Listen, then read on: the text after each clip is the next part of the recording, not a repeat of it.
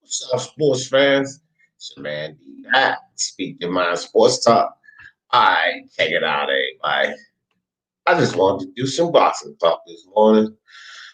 I was up early, couldn't get back to sleep. I did try, but see my man Two Hands on this morning, and I say, you know what? Let me go ahead and jump on there, get some boxing talk done. Uh, Mr. Two Hands was giving some heat to my guy Fury, but man, let me tell you something about Tyson Fury right now. And yeah, Tyson is my guy. Everybody know that, but Tyson Fury bugging out right now, bro. With this whole Anthony Joshua bullshit, this dude telling Anthony Joshua to drop his belt and all of this foolery, man. My man Tyson is gone nutso. But then check this out too, man. I got the beanie on. I went to go get me some cigar, and I got my coffee and shit up early. Got my coffee, got my cake, cinnamon bun cake, and it goes great with coffee. Hmm. But anyway, man, I couldn't sleep, couldn't get started, so I just decided to jump on and kick it with you guys. Carlos Mendoza, what's good with you? Mike from Boston, what up? What up, fam? Yeah, yeah. Uh, Martin Ramos, what's up, my friend? What's good with you? Gaza. Hey, Gaza. Uh, just to let you know, just hit one of my guys up. IBFP, y'all know IBFP. And I'm pretty sure he ain't got back to me yet, but Luke gonna help me out, get this merch started, bro, cause so I can get these You Idiot t-shirts for the love of sports. T-shirts, hats, I don't know, whatever, guys, whatever y'all want, but that's been the most request, like, you idiot. And I love that one too, man. My daughter, my 10-year-old, she loves it. She just laugh and giggle every time she come by and I'm doing a you idiot video. And I'm like, you idiot. And she just start laughing. So I think that's gonna be good. My brother Martin Machine, damn Mar, we gotta get up, bro. What you doing today, Mar? We gotta go get some drinks or something, man. Just go have a beer and kick it, though. We keep saying this. We too close, bro. You right here. We too close. So if you work today, then we'll have an after work beer. If you off today, hit me up, man. You got my phone number, bro. We gotta go drink a beer or something, dog. We gotta get up, Mar. We too close. We too close. Right here, like 10 minutes away. Chin Smoke in the building. What's good with you, Chin? Good morning to you, my friend. Yes, sir, guys. We got him. We got him coming, man. Nuke gonna help me out, I'm sure. Timmy Nealon, what's good?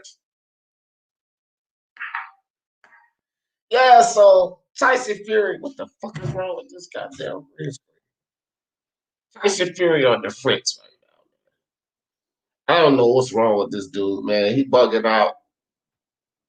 Uh, you know, look, I say it like this, Tyson Fury. You're my guy, no doubt. Everybody know I'm a huge Tyson Fury fan, but you shut the hell up about Anthony Joshua dropping the belt, man. You want to drop a belt, Tyson Fury?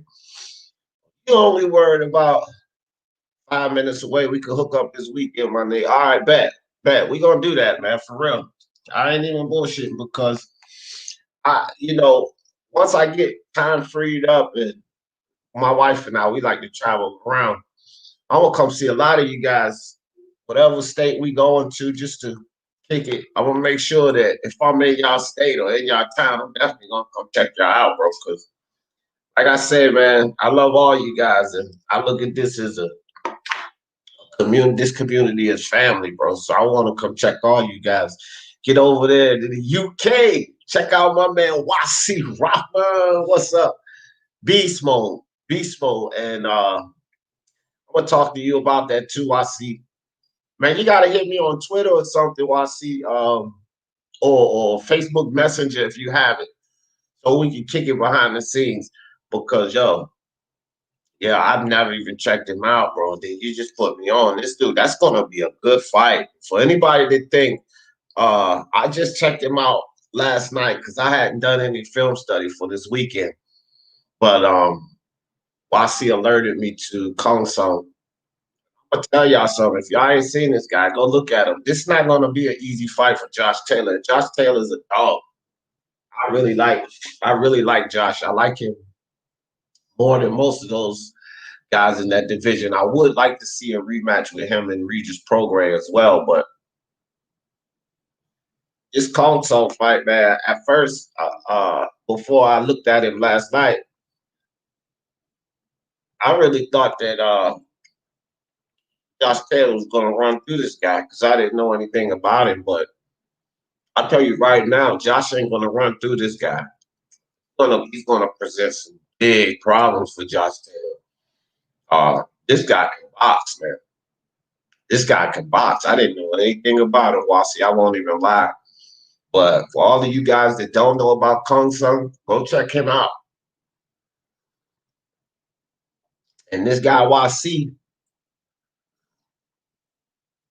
I met YC over on He Knows His Sports channel. Coincidentally, I met YC on He Knows His Sports channel going at him about Anthony Joshua. And, you know, Tommy and YC kind of linked up because He Knows His Sports say a whole lot of crazy shit. A lot of crazy shit. YC was making sense, and He Knows His Sports wasn't. So, YC been like this ever since. I respect that man. Boxing mind. Kong Song was a kickboxer too with a big amateur record, so he should do.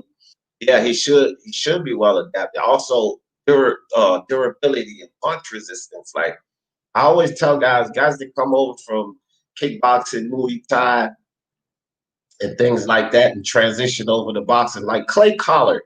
You guys know about Clay Collard and how he's running through these freaking prospects, just beating them up. The thing with Clay Collard is durability and punishment.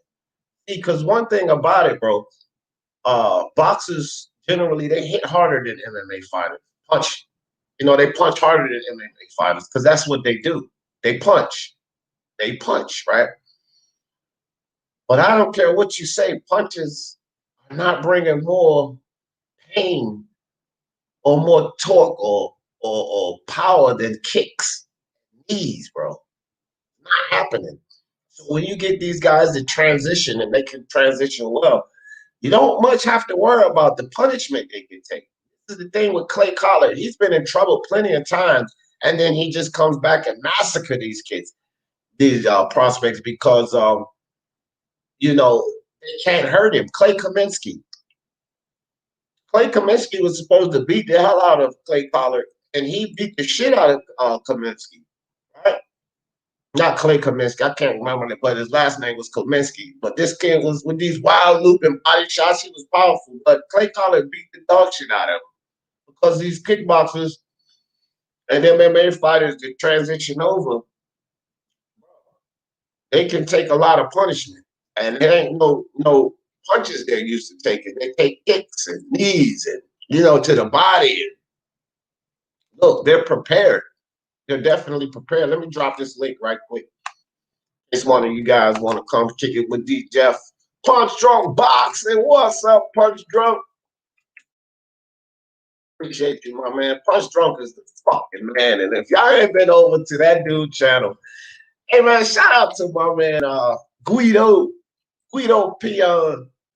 Guido put me on the Punch Drunk, man. One of the best things he could ever done. I love Punch Drunk, man. Punch Drunk is the motherfucking dude. What's good, Punch? Jedi is another man. Jedi in the building. Good morning to you, my friend. Appreciate y'all guys. Zorro's 2 times. Big up, D. Do you know what it is? It's time for your daily reminder. AJ be serious. I don't know if it's you or Chet Collins, Zorro's 2 times, because you always come in here and give me a daily reminder about Fury, and Chet Collins always comes in to give me a daily reminder about Teofimo Lopez and how Lomachenko's gonna knock him out. But I'm sorry, guys. Lomachenko, no sir. Teofimo's gonna knock him the fuck out. As far as AJ and Fury's concerned, I can't really talk too much about that, man. I believe AJ has every bit of chance to beat Fury as Fury do with AJ, and as well with Lomachenko. He's actually, I think Lomachenko has more of a chance to beat Teofimo than AJ does Fury. Like, honest about it. Lomachenko's a freaking monster, and this kid is going to have to be on his P's and Q's. He's going to have to get the job done. I'm just thinking he can get it done. But Lomachenko definitely has a better chance against Teofimo than AJ does against Fury. But I'm picking my guys. I'm sticking with my guys. And a fight worth putting money on, my opinion, versus the upset inbound. I am Wasi. I'm parlaying it. As a matter of fact, I got two other fights that I'm going to parlay and build a big ticket. The Reverend Chinko and this Kung Song fight. So you can parlay those fights, guys. Build a big ticket because Kung Song's the underdog, and so is the Reverend Chinko, right? So you guys, if you're into betting, get in there and look at don't do just the regular win, money line bet, win or lose. Get in there and get in some of those prop bets and build up your ticket. I did a three-team parlay the other weekend. Missed it by one. It was a UFC fight, two boxing matches. And I got one UFC fight right, one boxing match right, but the underdog on the boxing side, one of them didn't pull through. Anyway, it was a $5 ticket yielding $765 if I would have won. So I'm telling you guys, Hong Song, the Reverend Chinko, even if you lose, I mean, you don't have to bet a lot of money, but you can utilize them, throw a couple other bullshit fights on there, some lock-in fights, build up a decent ticket. I'm going to do that with Hong Song and the Reverend Chinko. So, yeah. Yeah, he knows the sports days. We had some good times over there, didn't we, Wasi? Yeah, console punch technique and right hand is so quick and powerful. He ain't even bro, it's crazy. Like I said, I never even looked at the guy, bro. Never even looked at the guy until you put me on to that, Wasi. Troy Dorsey in the '90s was a kickboxer who won the IBF junior weight title. Good shit. Good shit, Mark. I didn't know about that. I didn't know about that. A lot of this history, things that happen in history, man. Y'all guys keep me up on top of that. No, Theo can beat Loma. I'm not on that train. Yeah, he can beat him. He can beat him, man. I'm picking Theo, no doubt. Zaros, that's my guy. I'm picking him. I think he is one of these special young talents. He has room to grow. Don't get me wrong. I think that what he has now and the way that I think he's going to come to fight, he can get the job done. But it ain't going to be easy, bro. Lomachenko's a hard puzzle to solve, hard shell to crack. So it ain't gonna be easy for this kid. It's not he gets the shot and the fight's over. Loma don't recover. No, I don't think so. And I think that if he drops Loma and that sense of urgency build up, that could go two ways. It could be good for the kid and he can hurt him enough and get him out of there. Or Loma can get his legs back under him, get in the overdrive, and totally outclass and work that kid. So this is a dangerous fight, but it's a win-win situation for my dude, Teofimo Lopez. And I don't care what anyone's saying. To hell with he knows the sports talking about Teofimo's going to be exposed by Lomachenko. That's the stupidest narrative you could come up with because he's a heavy underdog. So if Lomachenko beats him, there is no being exposed, period, at any level. This is Lomachenko. So when you got idiots like that saying dumb shit like that, he knows his sports doesn't know anything about boxing. Hit the like, family. Appreciate that. Brown going one in the building. What's good? He head looks like a blueberry Tootsie Pop. Video.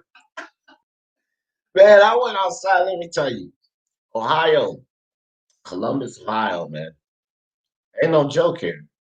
72 degrees yesterday. I went outside this morning. It was in the 40s.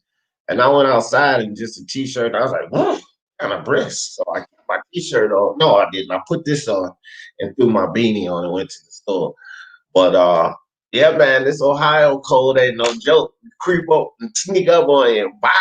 That hawk come right on in. Chad Ross in the building. Y'all get on over to the Fantasy Boxing Prediction League, especially this week. Sign up right now. Right now. Punch it. Champ Ross. Champ, put the info in the chat, like you always do. Fantasy Prediction League on Facebook. Okay.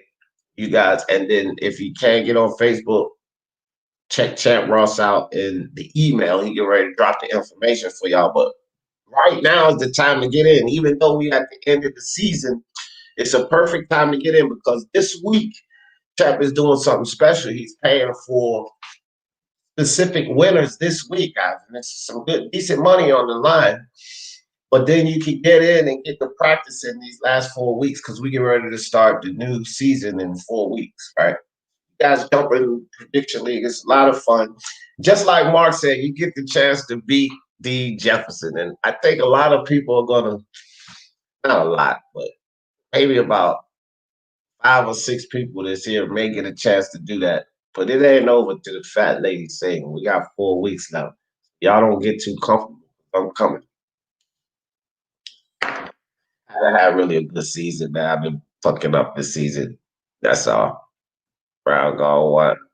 Yeah, I've been messing up this season, but that's all right. It ain't over. And I'm not a quitter. I never give up. Coming back to the top. Raider. I didn't see Raider. Oh, the Raiders. Oh, yeah, yeah, yeah. What a game. What a game, bro. I was watching that game. I fell asleep. I won't even lie, but what a game. What a game. Too much sports, man. I fell asleep watching boxing last night. Looking at doing some film. Tired of this Heat bullshit. Oh, the Miami Heat. Well, tonight, guys, I'm doing the game, man. Miami Heat was my dark horse team. Brown gone one. I said last season, the Miami Heat, the Denver Nuggets. I said, what if we see a Miami Heat, Denver Nuggets finals? Denver Nuggets are down 2-0, but I'm still not letting up on them. If they go down 3-0, of course the Lakers are going to win. No question at all. Like, Lakers are going to win. But I really expected Denver to come back and snatch 2 games, even this series up.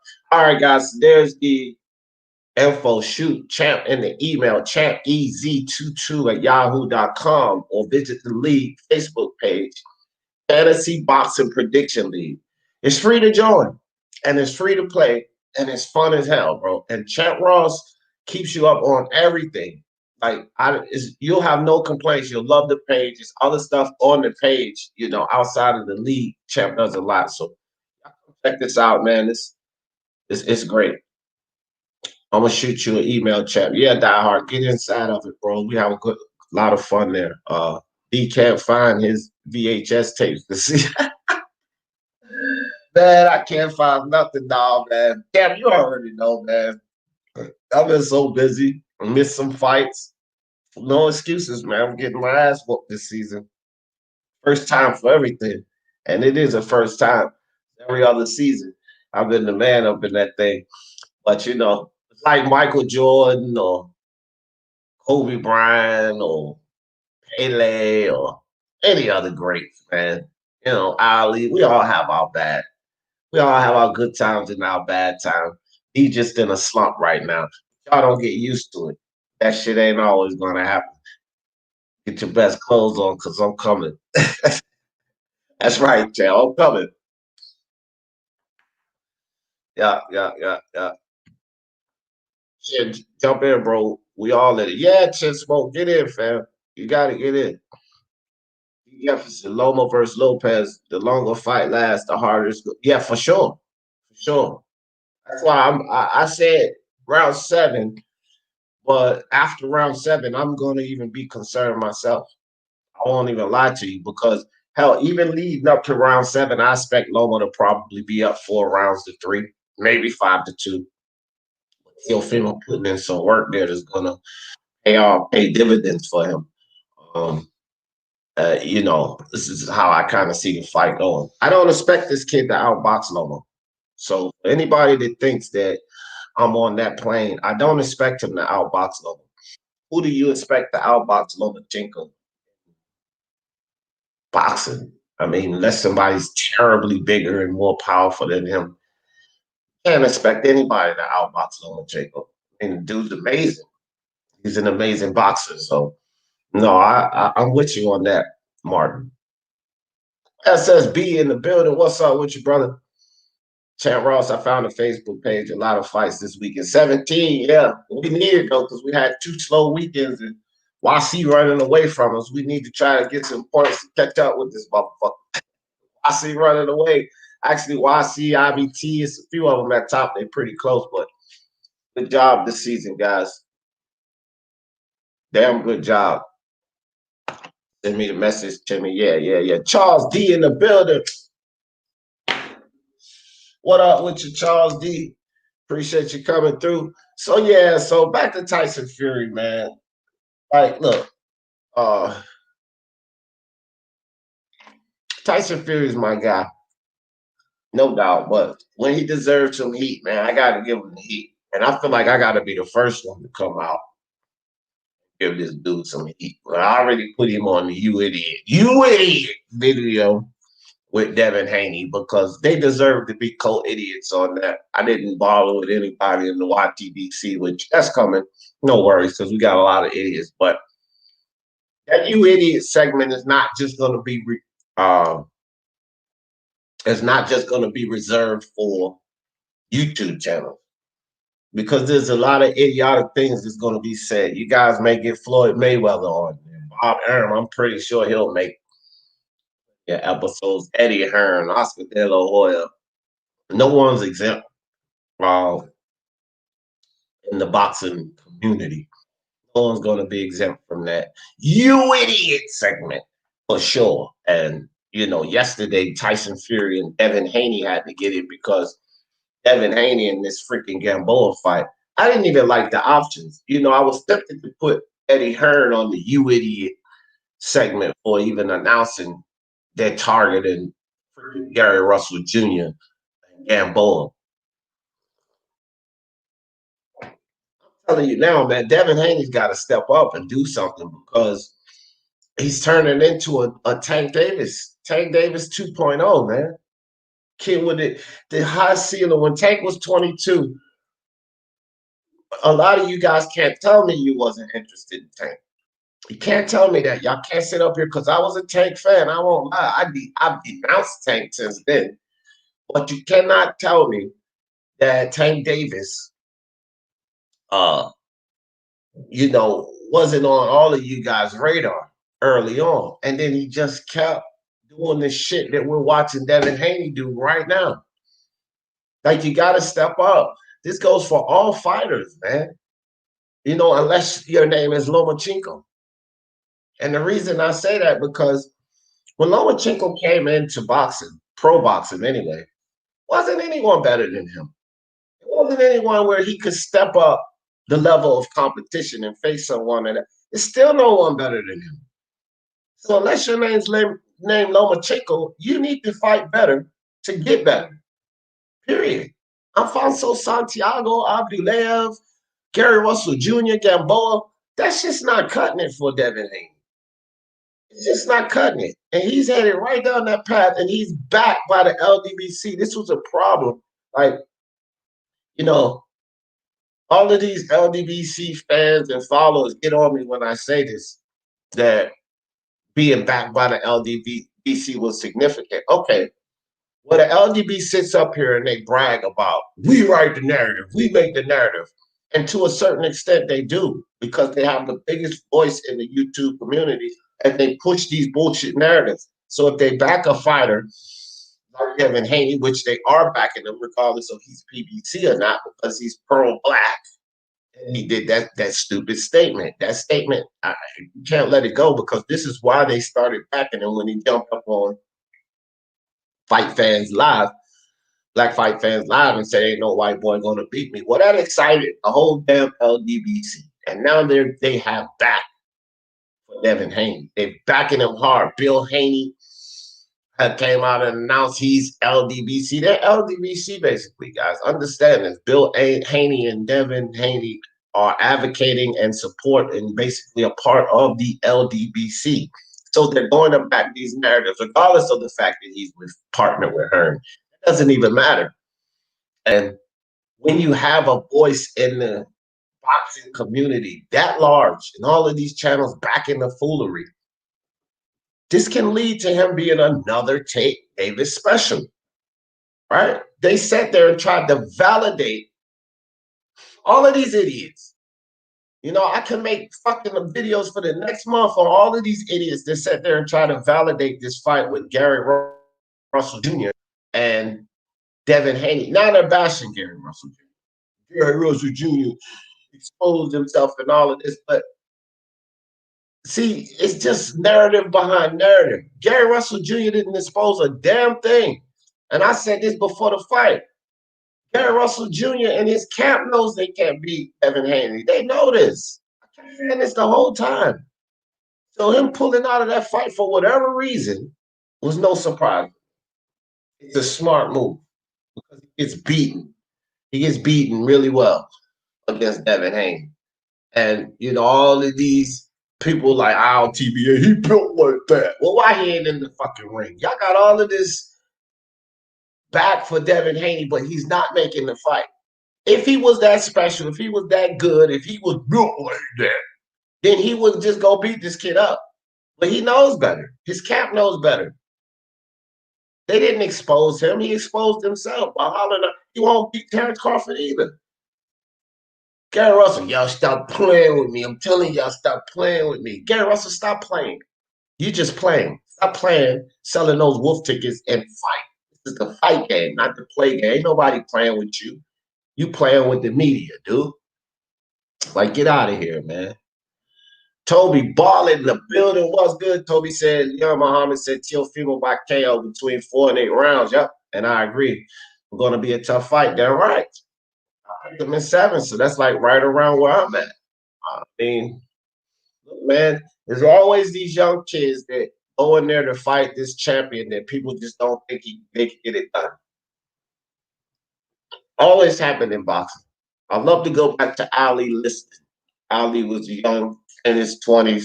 Sonny Liston was a monster, beating everybody from around. Here comes this young 22-year-old kid talking all of this shit about what he'll do to Sonny Liston. No one believed him.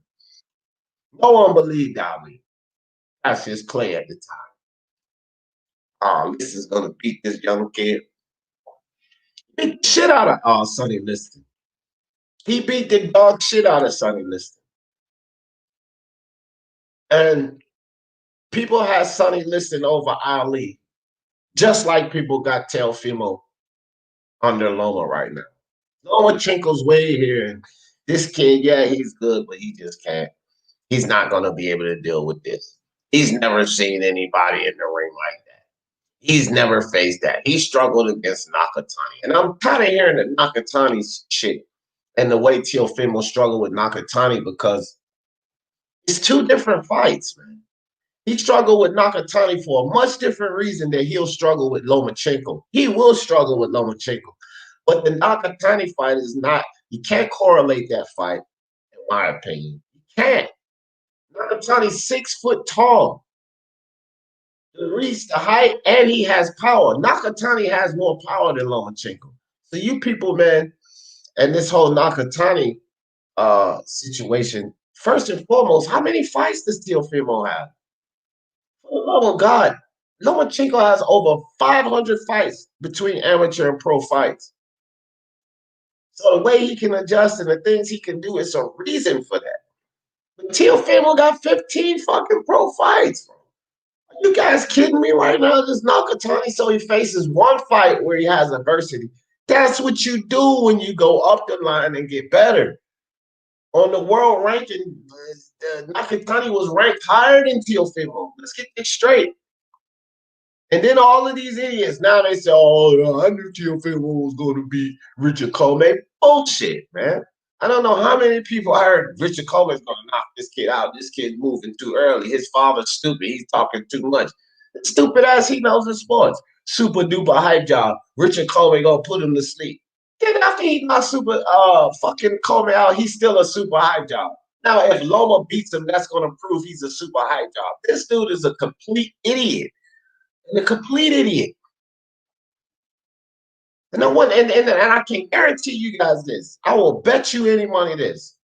When Teofimo goes in there and beat Lomachenko out, watch this idiot, he knows the sports. Gonna say one or two things. Watch, I'm not psychic. Either he's gonna say Lomachenko was paid to lose, because this is what he does. Every time he gets a big prediction wrong, the other guy was paid to lose. Right? Or Lomachenko let the kid win. Watch what I tell you guys. Watch what I tell you. That's going to be his excuse. But he's a complete idiot because he's sitting around saying that Tank Davis can do things to Lomachenko that Teofimo can't do, which is absolutely ridiculous to me. Because Teofimo, I feel like he's going to win this fight with Lomachenko, but I feel like he would beat the dog shit out of Tank Davis' little ass. For sure. He would beat the dog shit out of Tank. So, guys like that, man, I would like to get in front of them and just open hand smack the shit out of them. You know, smack some sense into them. What up, D-Deck Kyle? How are you, my bro? How are you, Jed? I'm feeling great this morning, man. Great. Got up on the early morning, dropped that link in the chat. Jay, if you're not busy, just try this. Just that link that I just dropped in the chat. Just click on that link and see if you can get in right quick. All you do is click that link and then a screen will pop up. It'll say enter broadcast studio. Just try it out. I mean, you don't have to stay on and kick it. But if you want to try it out, go ahead and try that out. So you get used to getting up here and kicking it, fam. Brown Gone One said, do you think Joshua dropping the belts will make Fury fight easier? I'm not saying he should, though. I want to see Undisputed. I'll tell you like this, Brown Gone One, and this is my guy Fury, right? But if Joshua drops his belt to satisfy Fury in any way, he's a fucking idiot. Because you can't trust Fury. I tell you this right now, Fury says the dumbest shit all the time. He does. He says the most outlandish shit all the time. So if Joshua was even to entertain anything that Fury's saying and move based on what Fury's asking, that would be a bad move. Hell no, I don't think he should drop his belt. I should do everything. He should do everything he's doing to stay on his own path. You know, keep his own goals, and that's it. Don't maneuver anything concerning this dude. Because look. I was talking about Devin Haney selling wolf tickets. That motherfucker got a whole garage full of wolf tickets. Fury be selling wolf tickets like a motherfucker, man. No way Anthony Joshua should entertain anything Fury says, in my opinion. He has all the cards. Fuck that shit Fury talking about. You got that one WBC belt that you got off of a fight that you cherry picked. People say Wilder cherry picked Fury. No, he didn't. Fury cherry picked Wilder. He was coming up off of that couch fat. He said, this champion or this champion? Oh, I could beat that Delta a lot easier. Let me go after Wilder. That was the cherry pick. If you say anything about Wilder cherry pick, it was a cherry pick gone wrong. But Fury knew damn well, coming off of that layoff, his mental faculties and drug-induced hiatus, he knew he wasn't coming back in here and beating Anthony Joshua.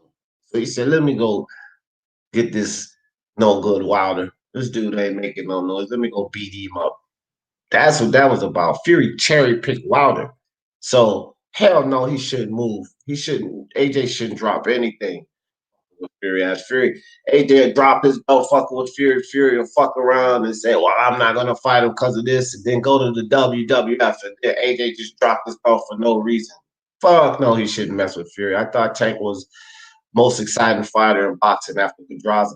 Yeah, man. I mean, the Pedraza fight was big, and that was his best fight. But he's not doing anything. And Devin Haney's on the same route, bro. You're the WBC champion who hasn't defended well. Santiago's not a good title defense. And now you're talking about uh Yuriokis Gamboa. Come on, man. That shit is so fucking worthless. It's ridiculous. This is just a worthless fight, bro. Worthless fight, man. We wanted Tank Loma when he was 22. Yeah, but come on, bro. Really? Yeah. Oh, you talking about Tank? That shit just lost me there. Tank Davis cannot beat Lomachenko. Period. He cannot beat Lomachenko. Floyd Mayweather and LB knows it. This is why it's just all is with that fight. We've never gotten that fight, fam. Tank Davis cannot beat Lomachenko. Just that simple. He doesn't have what it takes to beat Lomachenko. And wide nose Ellaby knows this shit. That's been all just the fucking facade with Tank Davis, bro. Black and brown boxing in the building. What's good, Black and brown? He ain't beat no Lomachenko. Tank Davis, to me, he cannot beat Lomachenko. He cannot beat Devin Haney. He cannot beat Teofimo Lopez. This is my opinion. I don't think he beats any of those three guys. And I think that it would be a good fight with Ryan Garcia and Shakur Stevenson for Tank Davis. I'm not picking him over those guys. Seriously, because he's getting ready to fight Leo Santa Cruz at 130. I would much rather see Tank in there with Shakur Stevenson at 130. But LB and Floyd don't want to put him in that kind of heat. But Lomachenko, man, that little dude not beating Lomachenko. Tank Davis ain't got no work. Who is he? He's not brought himself up the right way. It's already dangerous enough for Teofimo, but Teofimo is going up the ladder. But Tank Davis, nah, bro. Lomachenko will destroy Tank Davis. Just look at his struggles against Gamboa. Gamboa's not half the boxer Lomachenko is. As far as movement, getting out of the way, none of that. Then the dude lost an ankle, and Tank still took 12 rounds. Lomachenko beat that little dude senseless, fam. That's just how I see it. He will be all around Tank Davis. I don't think Tank Davis got a chance in hell with Lomachenko. Not from what I see, fam. Russell Santa Cruz should be fighting Tank, and Haney should be. Yeah, Johnny Boy said the same thing. I mean, I agree with that, but I don't even like Johnny Boy said that, and I told Johnny Boy the same thing that I say to you, Jet. We can't. Okay, Haney should be fighting Tank Davis. We can say that, but we can't say Russell should be fighting Santa Cruz. We can't because Russell has wasted all of his time when he could have been making other fights. You're talking about moving up to Crawford now and all of this shit. Well, he could have moved up and fought Burchell, Herring. He could have moved up and done these Warrington. He could have been done that. Not Tank, but Gary Russell. He could have been make those fights, call those guys out. But he stayed fighting one time a year, complaining about his hands and calling out Leo Santa Cruz. That's basically been the last 6 years of his life, getting beat up by Loma and focusing only on Leo Santa Cruz. When there was many, many other fighters that you could fight. But while he was focusing on Leo Santa Cruz, disrespecting his sick father and all of that, Leo never stepped up to the plate. Ever. Like Leo Santa Cruz clearly ducked Gary Russell Jr. at every fucking level. So we can't say that Gary should be fighting Leo Santa Cruz. You could say Leo Santa Cruz should take the fight with Gary, and it should be Tank Davis and Haney. I would accept that, but that's not Gary Russell's fault with Leo Santa Cruz, bro. The dude's scared of him, or he ducked him, or for whatever reason, he just won't fight him. I'm telling you now, just off of principle alone, my dad's sick, and you come playing those games with my dad, we getting in the ring if we could make it to the freaking ring. That shit was ridiculous, fam. I like Devin, but come on, I can't even defend him on this terrible choice opponent. That boy, he can't be serious. Right, exactly, bro. Lance Meyer, what's up, Lance? Appreciate you, bro. Yeah, man. I'm with you, bro. This shit is just crazy. This Devin Haney. Yeah, he did.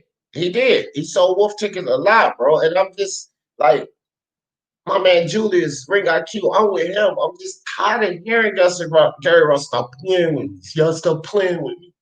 Y'all stop playing with me. Ain't nobody playing with you. You playing. Gary Russell, you playing. This whole fucking brittle hand situation, bro.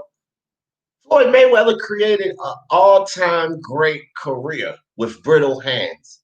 Gary Russell, shut the fuck up. And these stupid people talking about he's pound for pound, get out of here with that. He's not pound for pound anything. Not pound for pound anything. 32 right now. Yeah. Lance Meyer, forget about it, bro. Forget about it. That's the thing. Like, this the thing with the Lomachenko fans. Who the fuck has he retired at 135? Who? Nobody quit on him at 135. No one. That's one of those narratives that I don't even like to hear about Lomachenko. He has made no one retire on the stool at 135. No one.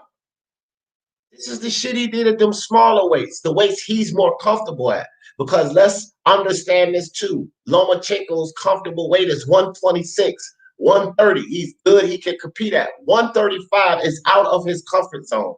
And he has not done the fancy spinning guys and all of that dumb magical shit that you guys have seen at 135. He's not done any of that. He's not retired anyone on the stool at 135. And do you guys know how tough Teofimo is? Again, y'all acting like y'all didn't see this kid take two flush punches, Richard Coleman's best punches, and put him away. Now Lomachenko, no bounces him? No, sir. It ain't happening. Jay Kyle, what's good? Yeah, can you hear us, brother? There you go. There you go. Yeah. That's how easy it is. You can get on anytime, fam. How are you, bro? All right? Yep. So you loud and clear. We can hear you and everything. So that's just how easy it is, bro. Just click the link and you come up here and kick it. Perfect. Anytime. Yeah, I was just saying, more so, it's more boxing. It's not Russell's fault that the Santa Cruz fight didn't happen. Just that it's more boxing's fault, you know, that doesn't happen. That should be the fight that we're seeing at the moment, and Haney and Tank, you know. For sure, bro. Because, like, you know, if Leo Santa Cruz would have stepped up to the plate, we'd have had that fight. Gary Russell could have. Leo ducked Gary Russell 100%. That thing with his father, that should have been the final nail to make him step up. But when he didn't fight him after that, I knew that fight was dead, you know. I like Leo Santa Cruz, but I don't think he could beat Gary Russell. Like, I don't think so either. No. Yeah, I'm not going to disrespect Gary Russell's skills. It's his mouth I don't like. You know, all of this calling out people, but you're not fighting anybody. But, same thing with Tank Davis. I'm not going to disrespect these guys' potential and their skills, but they're not doing anything. You know what I mean? But when you look at Gary Russell and Leo Santa Cruz, I always say this. Leo Santa Cruz is like a smaller Jarrett Hurd. He uses this face as a shield. You can't use your face as no shield with a guy with the hand speed. And, Gary Russell has a little power with him, especially at the lower weights. You can't use your face as no shield. And he can box. So he's fast. He can box. He can move. I think he beats Leo Santa Cruz. And I think Leo Santa Cruz knows that Gary Russell beats him. That's why he's never had that fight. Definitely. Yeah, 2011, 2012, I thought Russell was arguably the best prospect in boxing, you know? That's how highly regarded I thought. That's how highly I regarded him, you know? Mm-hmm. He's a dog, man. He's a dog in the ring. He can fight. Like, no doubt about it. He can fight. He's just not fighting. You know, Jojo Diaz. Yeah, Jojo Diaz was his best win on his resume since he lost to Lomachenko. And that's not much to say because when he fought Jojo Diaz wasn't even the fighter that he is now. He was less of the fighter than he is now when Gary Russell fought him. So that's not much to say if that's your best guy on your resume since your loss to Lomachenko. How does that justify Gary Russell for pound these idiots, man. No, no way. He's not close. He's not top fucking 30 pound for pound. No freaking way, fucking BFTB. You idiot, BFTB. Shit, his beard's in the I'm not sure building. who that BF guy is, but I don't know. It don't sound like he knows too much. Oh, he's an idiot. That's what he is. He's an idiot. He don't sound like he knows that much, you know. Yeah, Gary Russell Jr. got his name out there more in the last few weeks than in the last few years. Well, that got a lot to do with Batman too, his manager. Shout out to Punch Drunk. Yeah, I've seen that guy. He's a funny motherfucker. I've seen him on some streams. He's a cool dude too, bro. I like the dude Batman. I like him because he's honest and he doesn't get upset with other people's opinion. Because when he was on Punch Drunk, I was up on the panel with those guys. And I flat out told him, I came straight at him. I was like, listen, man, this whole Gary Russell Jr., Devin Haney situation, bro, I'm going to tell you right now, I believe that Devin Haney beats him from pillar to post. And he just was like, well, man, I'm going to just tell you like this. That's your opinion, but just watch the tape, man. A lot of people say that, just watch the tape. And that was his response to it. He didn't get mad. He didn't get irate. He respected the opinion, but he doesn't think so. But I can respect that. And I like the dude. And he's a big reason that Gary Russell's name's everywhere. He's been pushing, just as hard as Gary Russell's been talking. Batman has been out there on the job. So respect to that brother, man. And respect to him being willing to come talk to the people and be honest about it. He's been. And big respect to Devin Haney's father. Both of them coming on these platforms shows me all the world, that they're humble enough to come and talk with fans and really have a chat. That's like total respect to both them lads, Yeah, I got much respect for those guys for that. So where are the ways that Teofimo leaves the fight with a different perception than going in? Winning. Which he will do. Winning, Lance. That's all I can tell you. Winning. You know what I mean? That's the way that he leaves that fight with a different perception. Winning. Other than that, he will do, in my opinion. I don't think Loma's that good at 135, and I think this kid's too young. He hits too hard. He's too fresh. I think he fucks Loma up, to be honest with you. See, this is the thing that I was on BDA Stu Little show yesterday, right? Great channel as well, by the way. Great channel. Yeah, great channel. I fucking love BDA's channel. And so I was a man on the island, of course. No one. They love Loma over there. Yeah, no one was on my side with Lomachenko and Teofimo. But their whole idea, and I keep hearing this, Lomachenko's seen big punches before. So he's not going to worry about that.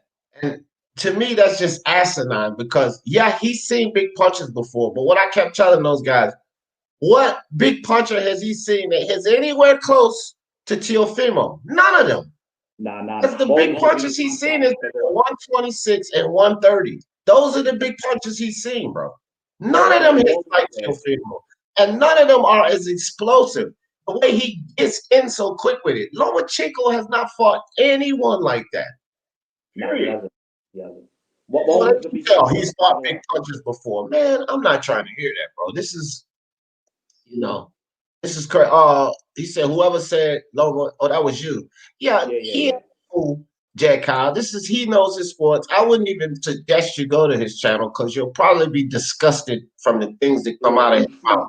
He don't know his fucking sport. No, he doesn't. He doesn't know two shit about boxing. He's a fucking idiot, He's a moron, bro. After you win the Nakatani fight, you go out there and dispatch Richard Comey the way the kid did. The hype job shit is all over. I don't care how crazy Teofimo Sr. talks. He talks crazy, and even when he was here on the show, I said, yeah, you be saying some wild shit. I mean, I say it to these guys. I'm not going to say shit and behind their back, and then they get up here and I don't keep the same energy. I even told Senior that himself to his face, right? And he respect me for that.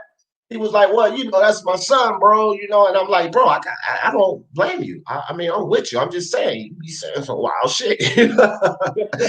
That's some wild shit, dog. That's just how it is. Undisputed is the cherry on the cake. Yeah, but he ain't gonna be undisputed because Mauricio Suleiman will Yeah, sign. Silverman fucked that up. Yeah, and he can't determine. He can't just because that belt is transferable. Yes, Teofimo will have 4 belts and the lineal, but that belt is not recognized. That franchise belt is not recognized for 4 belt Yeah. undisputed. And That Doug Sullivan fucked that shit up. right, and Suleiman can't determine that just because he's transferring the belt. He can't determine that. See, and this is another thing. People are like, oh, but now Teofimo's going to be franchise champion. So the fuck why he's dropping them belts and going to 140 Yeah, after he that. goes 40 real quick. So yeah, so he's going to be franchise champion for a brief second and then give it up. Like he's not going to be franchise champion at 140. Josh Taylor and Ramirez, those 2 guys, whoever win, they would have the option for that. But they plan on going up, and the plans are for Teofimo is to catch the winner of that fight and say, hey, let's have this fight before you move. 4 belt undisputed from 135 coming up to meet 4 belt undisputed. Well, 4 belt champion at 135 coming up to meet 4 belt undisputed at 140. That's a huge fucking fight. So that's the plan, but he's definitely getting out of the way. He's of 135. He's going up. So even if Suleiman makes him franchise champion, that's just going to be for a brief second. He's going to fucking relinquish those belts and move up to 140. So imagine Teofimo Taylor. That'd be a hectic fight. That'd be insane. That fight. yeah. Yeah. Chinsmo said Fury needs to shut the fuck up sometimes, but we all know that's not. Hell no, you ain't gonna shut that fool mouth. He gonna he gonna keep talking and keep talking. Yeah. All right, let me slide down here, man. I'm missing chats. Fell back behind. SSB in the building. What's up? He said, what do you think Lopez weight thing? I seen on BDA show you talk about, yeah, man, they was getting on me, and I kind of went in. Y'all motherfuckers don't know what the fuck y'all talking about. And I had to apologize for that one because I did come off a little aggressive. Although I didn't mean anything by it, but again, man, they're putting too much into articles. They're not talking to anybody in the camp. And it won't just senior, like they're not talking to anybody in the camp. And Punch Drunk, myself, we are. And here's the thing, guys. Having problems making weight don't necessarily mean you're struggling to make weight. These kids, in my opinion, that's like 24 and younger, they can do it, bro. When you're younger, you can do these kind of things. And you might have to work a little harder, but struggle to make weight is what we seen with Sean Porter, where he's right there and he got to fucking go cut his hair, fart a couple of times, then step back on the scale and make the weight. That's struggling to make weight, you know? Errol Spence going into camp using a good portion of his camp to make weight, but then come and hit the scales every time. He had problems making weight, but it's no struggle. When these kids are younger, they dedicate themselves, they can make these weights. They can make these weights. It's not a struggle. You may have problems because you're bigger. But when people say, oh, he's struggling to make weight, it's going to drain him and all of that, I don't know what the fuck, in my opinion, I don't know what the fuck y'all talking about. Because people for 4 years, like I said, for 4 years, they've been crying about Errol Spence struggling to make weight. He's still at 147. So if he was struggling 4 years ago, he would have been gone. Y'all just struggling. Get the fuck out of here with that struggle, bro. He's not struggling, you know. He actually makes it easier than when he fought Brook. It was hard for the Brook fight. He seems to make the weight easier now as time's gone on, actually. Yeah, and see, the thing is this with Errol Spence, since the accident, he's treating his body way differently now. He's changed his diet. He's back with Blu-ray. You know what I mean? And he's been hovering around 165, 160 to 165. That's where he's been hovering around, that weight. Before he was at 185, even 190, as high as 190. And this is when he was having difficulties making weight. So people keep talking about Spence and his weight issues prior to the accident, post the accident. Look at him now. Go on his fucking Instagram page and look at the dude now. Look at his physical form. He's not up in those weights like that. So for all of these people, he's struggling. Oh, he's going to be drained. the fuck are y'all looking at, man? They And the just want dude's that. never had a problem making weight. Never. You know what, bro? It could be the best thing that ever happened to him, that accident, because it could have rededicated him and it could create a whole new beast, you know? So that he could flip that into being a whole new positive for his career, you know? All right. Shit's been said Heyman was saving Santa Cruz for Tank. Might have been, which is even stupid now. Because he's saving Santa Cruz for him to move up 2 weight classes. What are you saving him for? It's like they trying to save him and make this a big fight, and it ain't big when it happens. Who the fuck cares about that fight? Nobody cares about this fight but LDBC, PBC lover, and Tank Davis fans. Yeah, Everybody else knows this fight is stupid as fuck, bro. Yeah, just new fans who don't understand the sport. Anyone that's interested in that, you know. Yeah, bro. Pound for pound, the GOAT, Gary Russell Jr. Yeah, Lance, you must be smoking some real good shit this morning. Some real good shit. Mail me some of that shit you smoking, Lance. Raider from LA, what's good? Do you look like the crackhead from Ashley Larry? You talk about Ashley Larry, Donnell Rollins. I know you talking about Raider. What's the crackhead's name from New Jack City? Pookie. That was Chris Tucker. But he didn't wear a beanie, though. Ashley Larry wore the beanie and shit. Yeah, that's right. Yeah, that's pretty funny. That's pretty funny. Y'all getting on my beanie. Man, it was cold this morning. It was not really cold because 41 is not 40, whatever. That's not really cold. But coming off of 72 and from under those covers and going right outside with a t-shirt, that's kind of brisk. You know what I mean? And I went out there, I said, oh shit, I'm gonna put my hat on. Throw this thermal shirt on. But I don't even wear a coat here until it gets like 25, 26 degrees. I don't even put a coat on, bro.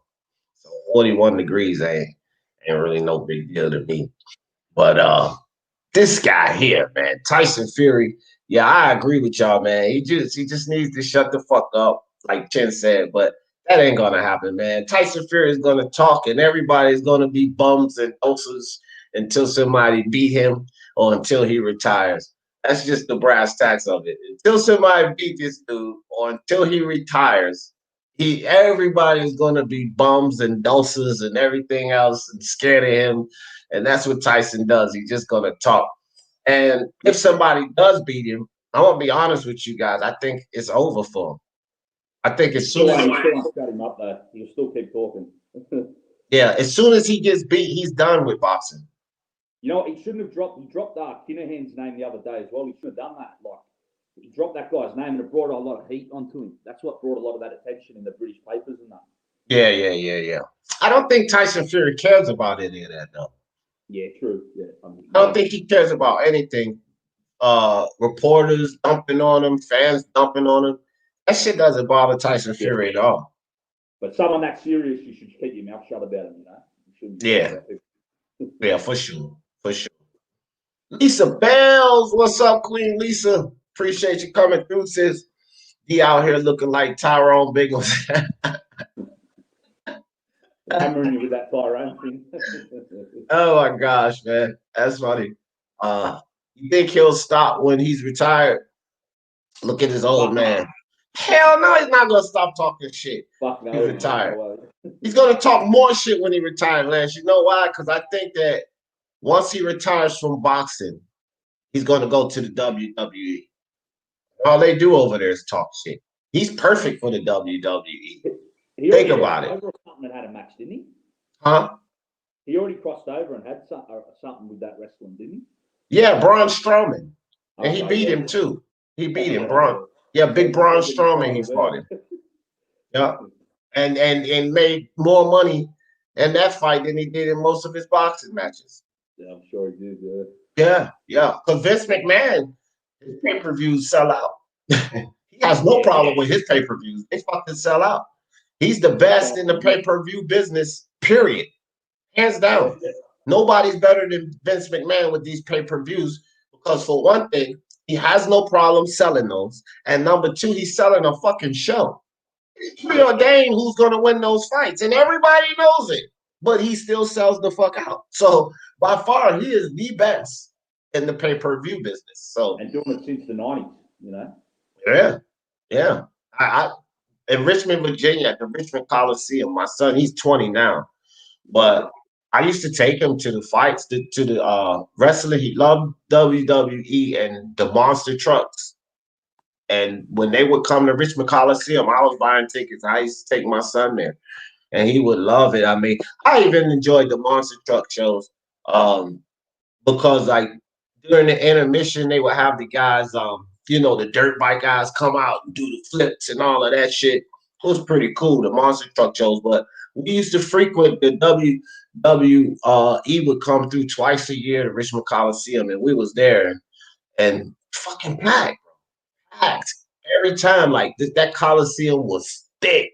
Take you fucking 45 minutes just to get out of there when you get in your car. Like it was packed, man. Every time. Come to Australia, every city, Sydney, Melbourne, for years, they sell out every fucking city here. Same thing. That's across the world. They come, they sell it out. Yeah, he's a marketing genius. That guy, Vince McMahon, just because of what he's selling and how well. Sure, he's a don for sure. Yeah, for sure, bro. Nobody's messing with him in that pay-per-view market. Martin Ramos, his father's still talking shit. Oh yeah, Big John. Yeah, he's still talking shit. Talking about he'll get in there with Mike Tyson. Man, Mike Tyson to knock John Fury ass. Mike Tyson will knock John Fury ass clean the fuck out, dog. He needs to stop that. Hey, my father was a heavyweight, like number one contender in Australia. He'd knock out John Fury right now, let alone Mike Tyson. I bet you he would. Yeah, Fury also just opened his new boxing gym. Oh, really? Wow. That's good, man. That's good. He'll get a lot of people coming there. Let me tell you something. To be 6'9" and 280 plus pounds, bro, the way this guy moves, like, he's no hip hop dancer or nothing, but I seen him dancing and just like his footwork while he was dancing, his movement. Bro, to see a big guy move like that, Tyson Fury, he used it too, bro.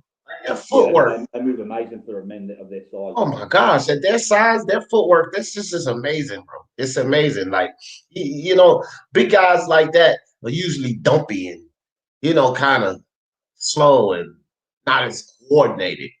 These guys are not basketball players, they're boxers. I could see a basketball player moving because they're agile, they're athletic, they're running up and down the court. But a boxer that move that way and is that size, man, that's just amazing to me. Brock Lesnar and Cain Velasquez had a match in the WWE. Yeah. Cain Velasquez, they beat each other in their respective sports. Velasquez kicked it out of him years ago in UFC. I remember that. The fuck out. Yeah. He came through running through that motherfucker, beating the hell out of people, but they just didn't expect Brock Lesnar. That's what it was, and he has a wrestling background and football background as well, right? D1 champ, I think Lesnar was in college. Huh? I think Lesnar was a D1 champ in college for wrestling. Yeah, he was D1 champ, and that's what I'm saying. So he has a wrestling background and football background. He's athletic, and back before Brock Lesnar and CM Punk tried their hand at UFC, people were just disrespecting WWE. Like, they're not real fighters. They're not athletes. And a lot of those WWE stars got tired of hearing that, because the facts of the matter is not only Brock Lesnar, but a lot of these WWE stars have a wrestling background. Greco-Roman or collegiate wrestling background. So they know how to control positioning on the ground. And if you look at MMA and UFC, a lot of guys with success have wrestling backgrounds. So they kind of slept on Brock. Yeah, wrestler's the dominant force in MMA, no doubt. Yeah, and they slept on Brock Lesnar, and he came through wrecking shop, just knocking motherfuckers out and shit. I went to one of those monster truck shows in Anaheim when I was a kid. I swear I was the only Mexican kid. Oh, wow. That monster truck and that, wouldn't they? Yeah, man. Yeah, Good morning to you, my friend. Appreciate you. It's good, Jeff. Good dude, Jeff. Yeah. So, damn, just lost my thought there. I don't know. I just lost my thought there, guys. I ain't even gonna lie. I just had something in my mind and lost my thought there. But, uh, what after this Wilder fight? What do y'all think the chances are that because after Fury fights Wilder, Joshua, I would suppose he should be through, through with his Pulev situation. Now the WBO never really enforces anything. It would be a shame, in my opinion, if they tried to put the heat on Anthony Joshua, because I mean we always hear unifications and shit like that is supposed to trump mandatory. And that generally applies to anybody but the IBF. IBF doesn't give a shit. Nothing trumps their mandatories, right? Yeah. Right. So nothing trumps the IBF mandatories. But all the other belts have pretty much been in line with that. And I think it would be an absolute shame for the WBO to steal four belt undisputed for the fans when you guys haven't traditionally held up mandatories. The WBO hasn't held up mandatories. They really haven't enforced them. So I know it's Usyk and Frank Warren threatening fucking lawsuits and all of this dumb shit, but man, they shouldn't enforce it. They should let us have this fight between Fury and Joshua after he gets past Wilder. Because I'm not going to hear all of this. Wilder's going to be a different Wilder. What the hell is wrong with these fans? He ain't been a different Wilder since he been in boxing. He been the same goddamn Wilder the whole time. He's going on his mid-30s. What the hell make them think in a matter of months he's going to become this all-new spectacular Wilder?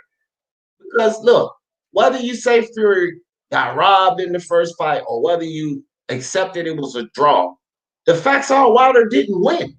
He didn't win the first fight, and he got pummeled in the second fight. Exactly. Lucky to get a draw, really, in the first fight. Right. Fury's not even going to allow him. See, Fury over there working with the Krong Gym and Sugar and all of them, he's not going to allow Wilder to get into any type of rhythm anyway. Nah, he's got his rhythm and timing down now. I think that's a wrap. Let's say he decided to just box Wilder, not go for the kill, just decided to box Wilder. Wilder ain't winning that fight, man. Fury just decided to stay away from him, utilize his range, huck him up, get him tired, and box him for 12 rounds. Wilder ain't winning. He's not going to win. So I don't understand, and then you hear stuff like, Wilder just has to do a couple of things. No, the fuck he doesn't. He has to improve on a lot of things to beat Fury, not just a couple of things. Whole range of things, yes, dude. Right. I don't get that Boxing Monster. What's up, Boxing Monster? I don't even know how I slipped past Boxing Monster. What's up with you, fam? Good to see you, Boxing Monster. Only a puncher's chance. That's it. Exactly. That's it, Jeff. And that's been decreased since the first fight. Look, mentally, that puncher's chance. Like the fans say it's a puncher's chance, but let's look at the mental side of that puncher's chance for Deontay Wilder. And this is what I'm saying about that. He knocks Fury down, and they even showed his face when he was walking around the ring celebrating, and Fury set up like the fucking Undertaker. Wilder said, he turned around like, what the fuck? So when we look at the mental side of this one punch chance, he caught him with the shot that he wanted to catch him with and followed with a little hook in that first fight. And Fury got up and rocked his ass, which to me is when Fury got up and pummeled Wilder like that. That's when Fury got in his mind like, okay, this guy can't take what I can give him. And if I put a little more pressure on him, that's going to make the fight worse for him. So Fury figured this out. Then he get over there with Sugar Hill and those guys at the Krunk Gym, and they give him some tools on how to apply this pressure, right? So mentally for Wilder, that happens in the first fight. But let's move forward to the second fight. He caught Fury 3 times with that right hand. Fury rolled one of them, which he hit him, but he rolled one of them, so it wasn't flush. But 2 times, he caught Fury flush. Boom. Fury turned right around and came back at him. So mentally, that one shot that Wilder had mentally, what is that going to do to Wilder?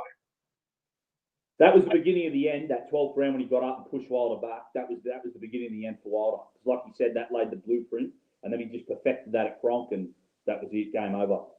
Exactly. And you got to think this game is half mental. So Wilder's thinking, damn, forget about what all these fans are thinking. Wilder's thinking to himself, I would just assume, damn, I hit him with that shot. And it still, didn't put him away. I hit him with that shot 3 more times in the second fight. And it's still, he whooped my ass that fight. So mentally, like you fans can be mentally, you can be mentally confident, but is Wilder that confident himself? Because even after, like, Jed, if you think about this, right? Y'all remember this. The first fight, something you always heard from Wilder, and this is where I was like, man, I'm not even fucking worthless ass American champ. I'm not even fucking with this dude Wilder after the first fight. Because this is what, prior to that first fight, bronze, bomber, one face, one name, one champ, blah, blah, blah, blah, all of this. After that first fight, in that press conference, you ain't really heard that shit anymore. One face, one name, one champ. No, he didn't. His confidence level dropped severely after that first fight. I wish I would have noticed that. I lost $1,000 on Wilder in that rematch. Fuck, I wish I would have fucking noticed that. You ain't really heard that. Think about the first fight with Fury. That's all he was ever talking about. One face, one name, one. Where's that phrase at? What did it disappear? It has no meaning anymore. And in that press conference, you could see it in his face. He was depleted, fam. He was mentally depleted. And he hasn't, this was his motto. One face, one name, one champ was his fucking motto, right? And he don't even talk about that anymore after that first fight. Now he's out here twerking. Yeah. Speak it, believe it, receive it. You can speak it, believe it, but you ain't gonna receive nothing but an ass whooping again. That's what you can speak it and believe all you want, but you just gonna receive another ass whooping. That's it. Trying to fight champion in the building. What's good? All right. Last Mind said he will have a different game plan, a new mentality going into the fight, which I think is what brings the intrigue. Who? Wilder? Man. No, I can't see it. Bro, let me tell you something, Lance. This dude, you got guys from his camp talking about it was true, the bicep injury. Then you got this idiot that sparred Fury and said, oh, it was true he had something in his gloves. And, listen, man, his mental is farce right now. His mental is fucking depleted. Fury is in his head mentally right now. And I'll tell you why Fury's in his head mentally right now. Wilder has stayed out of the limelight. He stayed out of the media by design. They've kept him out of the media. They don't want him entangled with Fury in this mind play. See, the first 2 fights, think about it. Both of them will spend enough time trying to get in each other's head. That press conference before the second fight, Wilder brought up some serious issues, the mental shit and all of that. They were supposed to get in Fury's head. And Fury came in there and washed him clean. Well, his camp know clearly the first fight, Fury got him the mental game. He beat him on the mental game. The second fight, Fury beat him on the mental game. So this third fight, they keeping him away from Fury. All the yippity-yap and the back and forth talk, they keeping him away because they know he can't beat Fury with that mental game. They know he can't. Fury, look, half of Fury going in there and winning. I'll admit this, whether I'm a Fury fan or not, he plays on these guys' mental before going into the fight. That gives him an edge going into the fight. This is what he do. He did it with Klitschko, and he did it with Wilder. He played their mental. That's why I say with Joshua, and a lot of people don't agree because they feel that he's mentally weak after the Ruiz, which I don't agree with that. But I don't think Joshua gives 2 shits. Yeah, I don't think Anthony Joshua gives 2 shits about what Fury says. I don't think he's playing that mental. Like Joshua's not falling for that shit, in my opinion, fam. No, he's not. He's not. You can tell. So Fury can't win that mental game with Joshua. He's going to have to come in there and outbox him, and that's going to be extremely difficult for my guy. because Joshua hits hard. He can get Fury in some trouble. Joshua can beat Fury. That fight? Who do you actually favor in that fight, dude? What's that? Come a little closer to the mic, Jay. You kind of. Sweet. Can you hear us? Who do you actually favor in that fight, Fury Joshua? Well, I favor my guy Fury because I see some flaws in Anthony Joshua too that I believe Fury's going to give him a lot of problem with. But we pay attention to the second Andy Ruiz fight, right? Where Joshua was more of the boxer. Joshua has worked, and he worked hard to get to that level. Fury's naturally that. He's naturally that kind of boxer, right?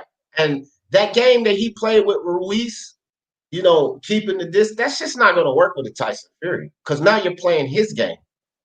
So if he plays that game with Tyson Fury, that's checkers versus chess. So I don't even expect Joshua to come in with that type of game plan against a Fury. I think Joshua understands what it takes and how you need to beat Fury. And I think that they're going to come in with that game plan.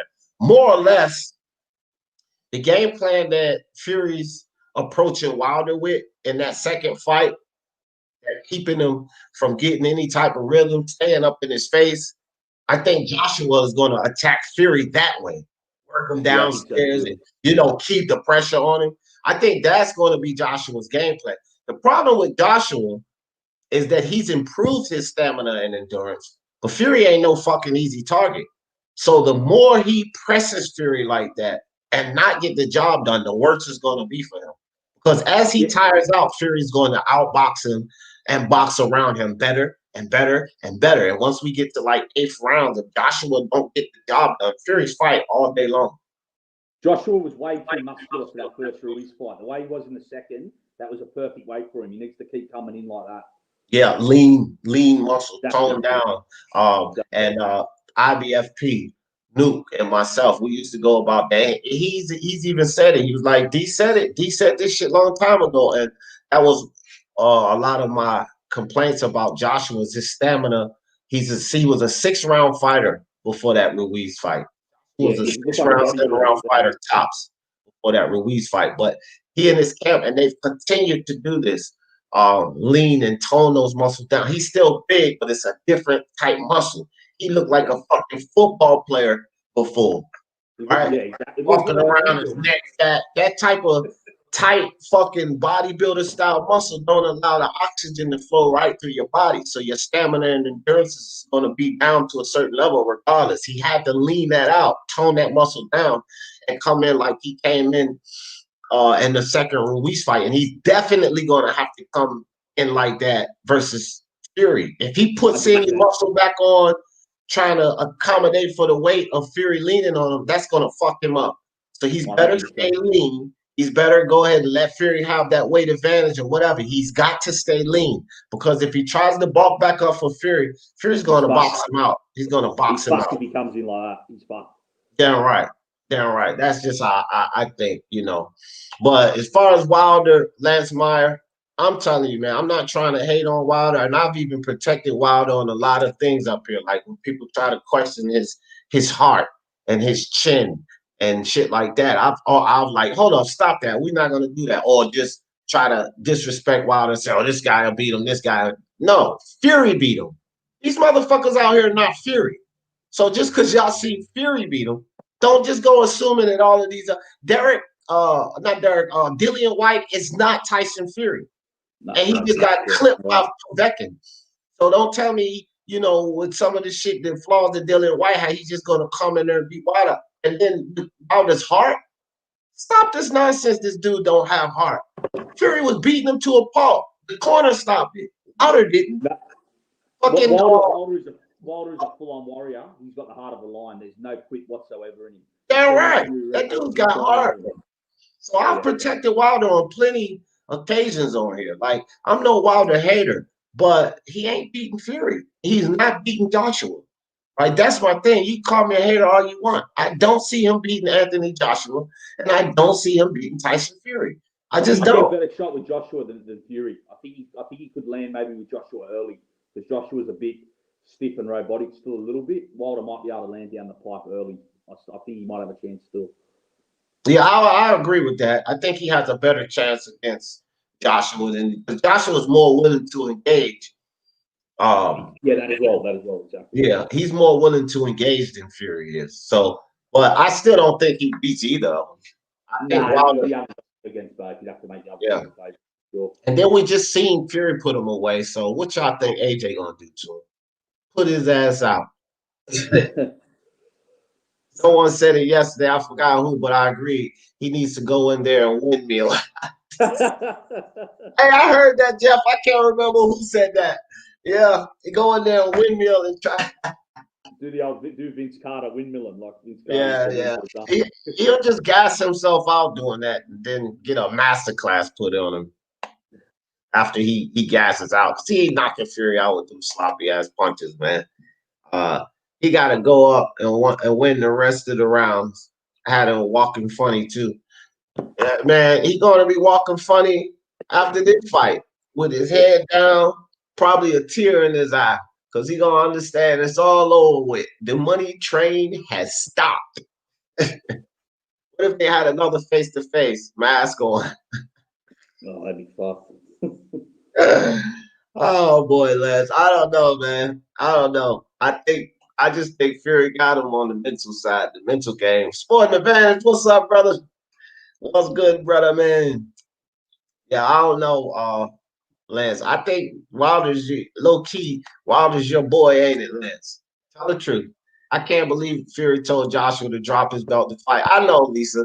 That's why I don't know if you've seen the "You Idiot" video yet, Lisa. But that's why I gave Fury the big "You Idiot." He was a special guest on my "You Idiot" segment yesterday, Queen Lisa, because Fury's trolling with that shit. I think he's just fucking being a troll saying that shit.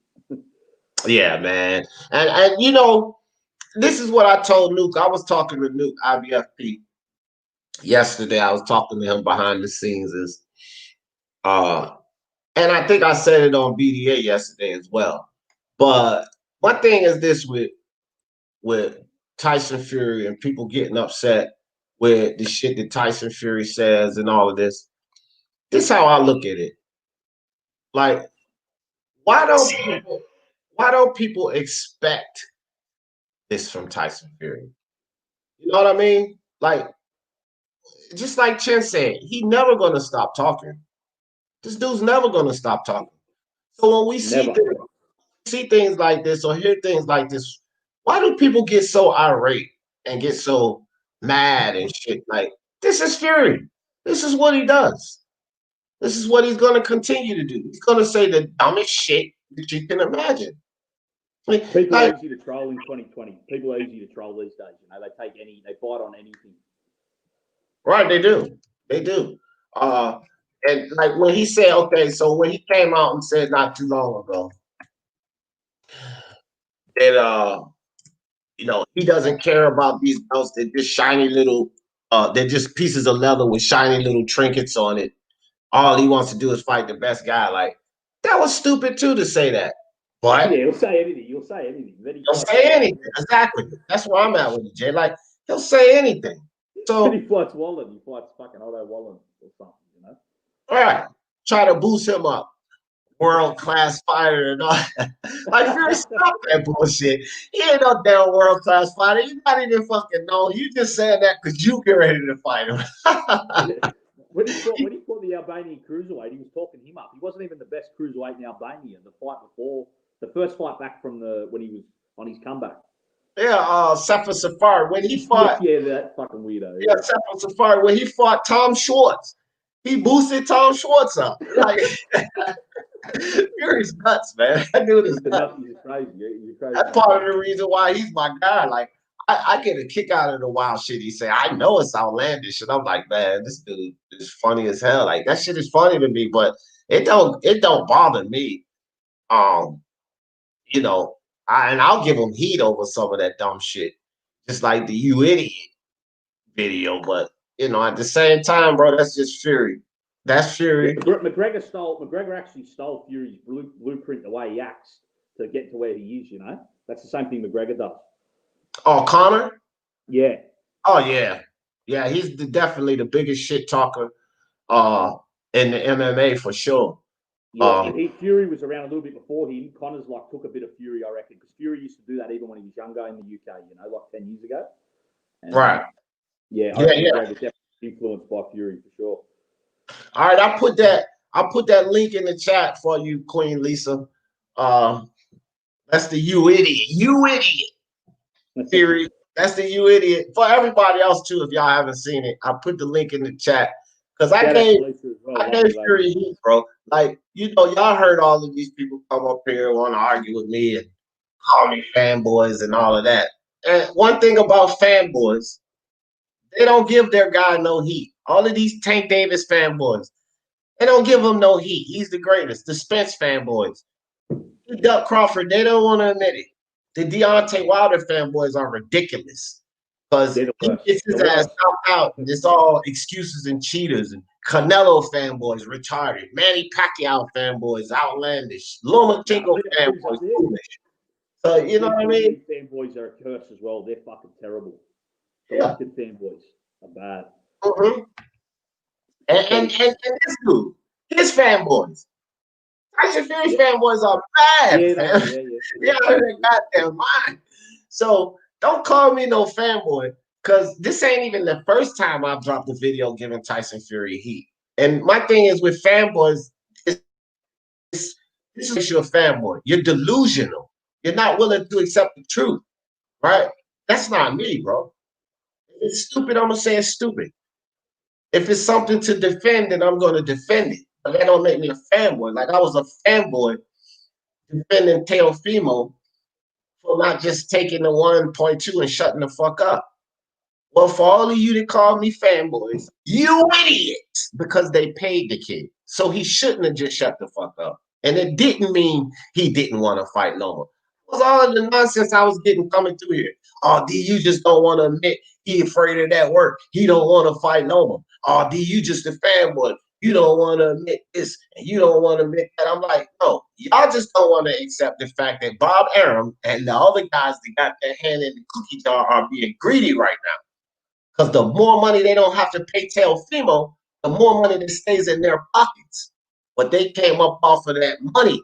So what does that tell you? D. Jeff was right. They have no money. Aram's a snake, mate. He fucked that Gamboa Lopez fight as well years ago. He just plays that many games. Aram's a straight snake. Exactly. 819 Warrior in the building. What's up? Fury won't beat AJ the way he did. Fuck no. He'll get knocked out. He will get knocked right out. I agree with that 100%. Fury's going to have to put his boxing shoes on. And that, you see, I'll tell you just like this. So we seen Fury go in there and demolish Wilder. We seen Andy Ruiz come in there and demolish AJ. The same way AJ had to readjust and fight Ruiz in that second fight is how Fury will have to go in there versus AJ. He's going to have to adjust and fight AJ the way he fought Ruiz. He's going to have to stay away from him, not let him land that shot, outbox him, keep the range, hug him, tire him out, that type of shit. He ain't going to be able to go in there with no crunk style against Joshua, or he's going to get slapped. So I agree with that. No fucking way he can fight him like that. Yeah, Joshua runs over him if he fights the same way he did against Wilder. Yeah, damn right. Joshua will walk through him if he does that. Wilder isn't that good though. This will Wilder ain't, and that's why he can't go in there like that. So no, I agree with you on that, fam. Like, he gets fucking stopped if he try. AJ hits. Look, I used to say, nah, AJ don't hit harder than Wilder, but we can argue that shit, bro. I got to be honest. We can argue which one of those guys have the harder punch. I know everybody want to just believe it's Wilder, but I think that's an argument because you get up into level of competition and your punch don't look the same. AJ's punch look the same no matter who he fights. His punch still looks the same. So his punch is solid, right? But we can't say that about Wilder. Look at Golovkin. As soon as he stepped up, their knockouts they went away like that. Right. And it's pretty much with all the fight. Tank Davis took him 12 rounds to get rid of a damn Gamboa. You know why? Because even though Gamboa's chinny and on his way out the door, he can box. And Tank Davis won't in there, with people that can box like that. So, yeah, you step up in that level of competition, and you're not hitting guys clean.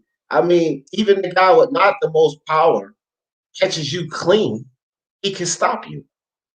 You don't have to have the most power. It's about punch placement sometimes. You get that chin, or as Andy Ruiz showed us, you get that tempo right, you can knock out the big tough guy. Doesn't matter if you got the greatest power or not. But once you step up the level of competition and guys are moving, getting off that center line, dipping their head, rolling punches, you're not getting those shots off and flushing clean. And your power is really going to be uh, tested then. Julian Jackson, for you guys that know Julian Jackson back in the day, he could hit you clean or he could barely clip you and still knock your ass out, right? So that's power. Like that's and the guy he fought McClellan, same way. Gerald McClellan. He could hit you clean, or even Nigel Bennett middleweight. Nigel Bennett middleweight was a monster puncher as well. Nigel Bennett, another one. Those guys can hit you clean or they can clip you, but they'll still knock your ass out. Now that is power. We don't have to talk about level of competition. If he touch you, you gone. Those types of guys. But Wilder, I'll tell you a big puncher from the last few years that people forget about. Adonis Stevenson was a huge puncher at world level. Mm-hmm. Knocked out Bellew, Chad Dawson the same year. He was, which shows me better BF's power because both of those guys fought Bosdick, and Bosdick took punches from both of them. Better BF's caused them more trouble than Adonis Stevenson. Better BF for sure. He's got that fucking punching power. Yeah, that dude's got power. D and Spider D somewhere. He needs to show his face more and get back on the horse. I have a feeling he is broke mentally. I think so. I think he's broken down mentally too, Jeff.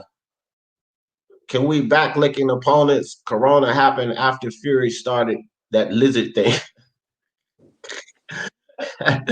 Hey man. Hey, I'm not yeah, no doubt, Queen Lisa. My son in the building. Monte Powell. Hey, everybody, when y'all see Monte Powell, put this up right quick. Anytime y'all see Monte Powell, that's him. That's Monte Powell. Yeah, that's my son. That's him right there. Shout out to Monte Powell. Yeah. So when y'all see him step in the building, that is me son. What's up, son? Appreciate you coming through, fam. You got a great father, Monty. Well, I appreciate that, man. I try to do my best. I try to do. Red Glove Militant, what's good, Red Glove? He said, I've seen many faces of D. I've seen the donut shop D. I've seen the bald head D. Today is the first time I've seen the beanie head D. Yeah, man. I got the beanie on today. I had to give Fury some heat. So, I put the beanie on. I'm hot. Ross Clyde. What's up, Ross Clyde? I ain't seen you in a minute, fam. Wilder has the worst fanboys of them all. I think they all terrible. Just being a fanboy, you're fucking terrible because Wilder has some bad fanboys as well, but comparing the Pacquiao fanboys, Pacquiao got some of the most delusional fans, man. Compare him to Pacquiao fanboys. Like, it's just fanboys in general. You shouldn't be a fanboy, period. You shouldn't. Imagine being a grown man and being a fanboy of some fucking fighter you never met. Fucking pathetic, Listen, the dude feel female fanboys are the worst. I think all fanboys are just ridiculous. But pathetic. They're all pathetic. Monty Brown TV, Wilder fan. This is a true story. It's on his live, so I'm not making this up. Bro, he gets up on his live and he's addressing the people listening after the Wilder fight. And this was his words verbatim. Mm-hmm. Like, man, I was deeply hurt when he lost. Look, it gets worse, Dad. It gets worse. He said, I was deeply hurt when Wilder lost. I laid in the bed and almost came to tears, man. I was like, oh my God, he actually got up here and admitted this. Like, dude, to me, it's absolutely nuts to get emotional and feel that way about any fighter losing. If Fury goes in there and gets knocked out by Deontay Wilder, if Teofimo Lopez goes in there and gets a masterclass put on him by Lomachenko I am going to sleep like a baby. You understand? I'm going to sleep like a baby. I don't give two shits. Like, I want my guy to win. I'm advocating for him. I'll have to come up here and eat crow. But I don't give two shits. Like, I'm not going to be personally hurt if these guys win or lose. This is boxing. You know what will hurt me that would make me want to cry? If boxing dies and we don't have boxing anymore. Now, that's something I might want to cry about because I love the sport of boxing. But these individual fighters, they're athletes, man. They come and go. I talked about this before. It's a 10-year window. I've been watching this sport for 40 years. You know how many 10-year windows I've went through? Pernell Whitaker is one of my all-time favorite boxers. He got robbed terribly. I didn't cry. He was robbed terribly. I didn't cry. When he finally went out the door, the Trinidad fight, I didn't cry. Like, time to hang the gloves up and moved on and found another boxer to root for. But if the sport of boxing was to lose, if the sport of boxing got knocked out, that's when I would be hurt. But any of these individual fighters, you gotta be kidding me. I'm not crying over these guys. Never put a boxer over the sport before. Never, you know, that's insane. Never. Don't put boxers before boxing, man. You don't. I hate Fury fanboy. There's only one Tyson Fury. There's only one Tyson Fury. Yeah, man. Right, it ain't but one Tyson Fury. And y'all better respect my guy Tyson Fury, except that bullshit he said about dropping the belt, because that's just pure foolishness. Mike from Boston, he said Wilder has the hardest right hand. Facts. That I won't argue with. Nobody in the sport has a harder right hand than that guy. No one. And I think that, yeah, you know what? I'm glad you brought that up. Ben hit Eubank clean, but couldn't knock him out. Granted, chin or what? Yes. Yes. Yeah, Eubank Sr. did have a good chin. And it won't just Nigel Ben. He got hit by a lot of clean punches and kept coming. Wonder if his son's chin is like that. I'm not sure about that. Yeah, but Eubank Jr. is calling out already the winner of Charlo Derevanchenko. Oh, Eubank Jr. will fight anyone. He's a willing kid. He'll fight anyone. I would like to see him fight either of those guys. Yeah, I think Charlo would be too skilled for him, though. I think that he has a better chance beating Derevanchenko than Jamal Charlo, but I think he has a chance to beat both of them. I do think he has a chance to beat both of them. I think he has a better chance with Derevanchenko, and but isn't Eubank over with the PBC now? I think he is. They should be able to make that fight happen then. Because Gale he fought the Gale, so yeah, I think they might be. Yeah, so they should be able to make that fight happen. I think that would be a very interesting fight, good fight. Eubanks versus Charlo, or Eubank versus Derevanchenko. Well, I think Charlo beats Derevanchenko. Yeah, I think Charlo wins. I do. Because I don't. Here's the thing: Derevanchenko's not beating Charlo 10-2, 9-3 rounds. That's not gonna happen. Charlo's gonna win some rounds. He's gonna win some rounds. I could see Derevanchenko beating Charlo 7-5, 8-4 rounds, right? By our cards and us watching the fight, I could see Derevanchenko doing that. My problem is I don't see the judges giving him the fight if he wins by that margin. Probably not now. You see what I mean? So, yeah. Like, there's no upside for Derevanchenko. He's old. He's on his way out the door, and Al Heyman and the PBC's about that money. Yeah, he's definitely side in this fight for sure. Yeah, so the judges are going to be favoring Charlo. And Charlo beats him anyway. I think Charlo. Me too. So, but I was just saying, like, for all the people that think it may be a robbery, well, just get your bullhorns ready and get ready to start hollering robbery. Because if Derevanchenko wins by 8-4, 7-5, you just get your bullhorns ready. Make sure you got full battery. Oh, this is bullshit, because they're gonna rob the shit out of that dude. And I don't think that Derevanchenko stops Charlo. So, but I think Charlo legitimately wins this fight. I think so too. Yeah, I agree. Yeah, but You might yeah, even stop him late. You might even stop him late. yeah, and that's what I'm trying to decide on.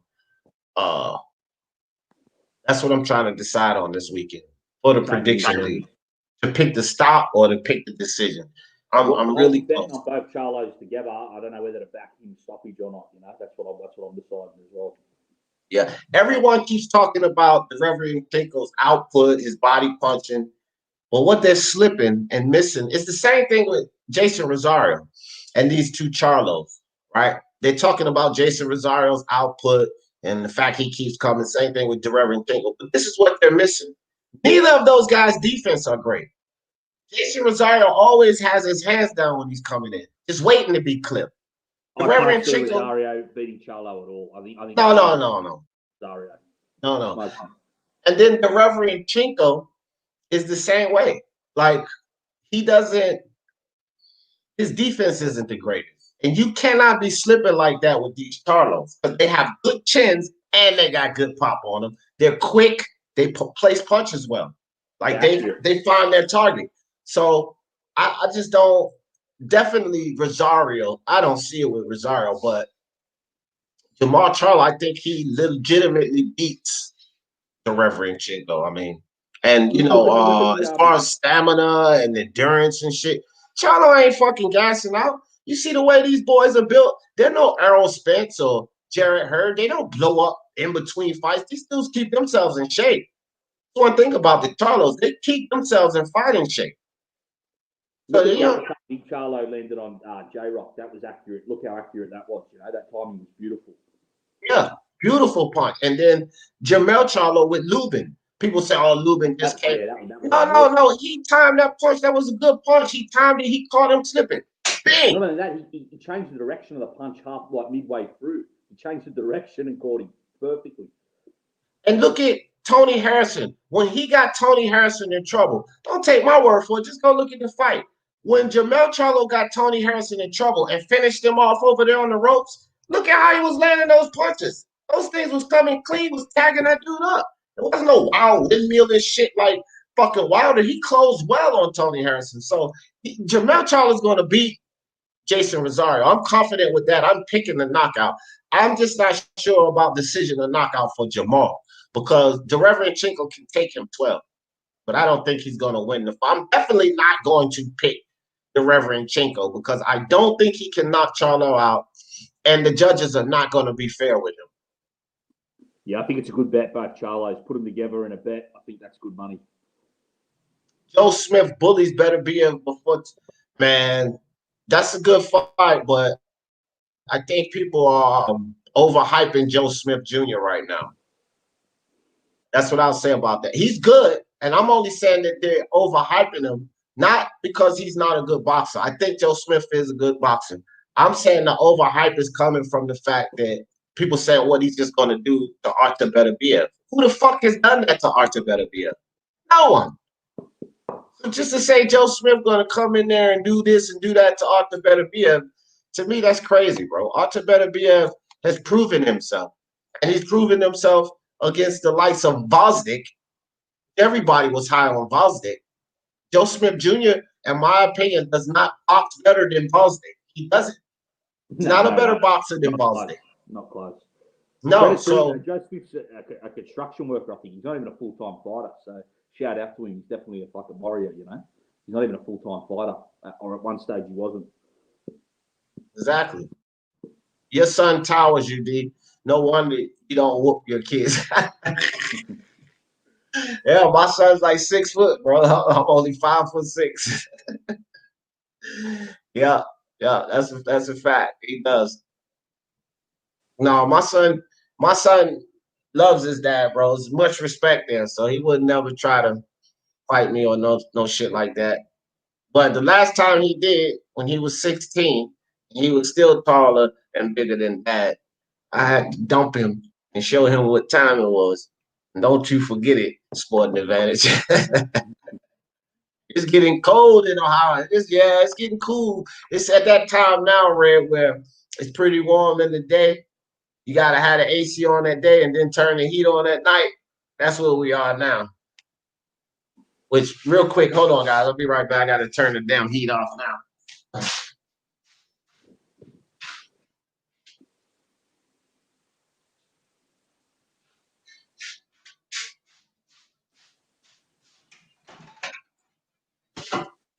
Starting to get a little warm in here. Got this damn beanie on.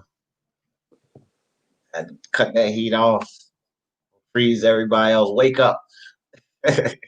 Your summer just ended over there, right? Huh? The summer just ended in the States, at the moment. Yeah. Yeah, our summers start coming December, so it's starting to get hot here. Right. Oh yeah, that's right. You in Australia or New Zealand? No, Australia, Sydney. Oh, Outback. I want to visit Australia. That's the place I've been to different countries.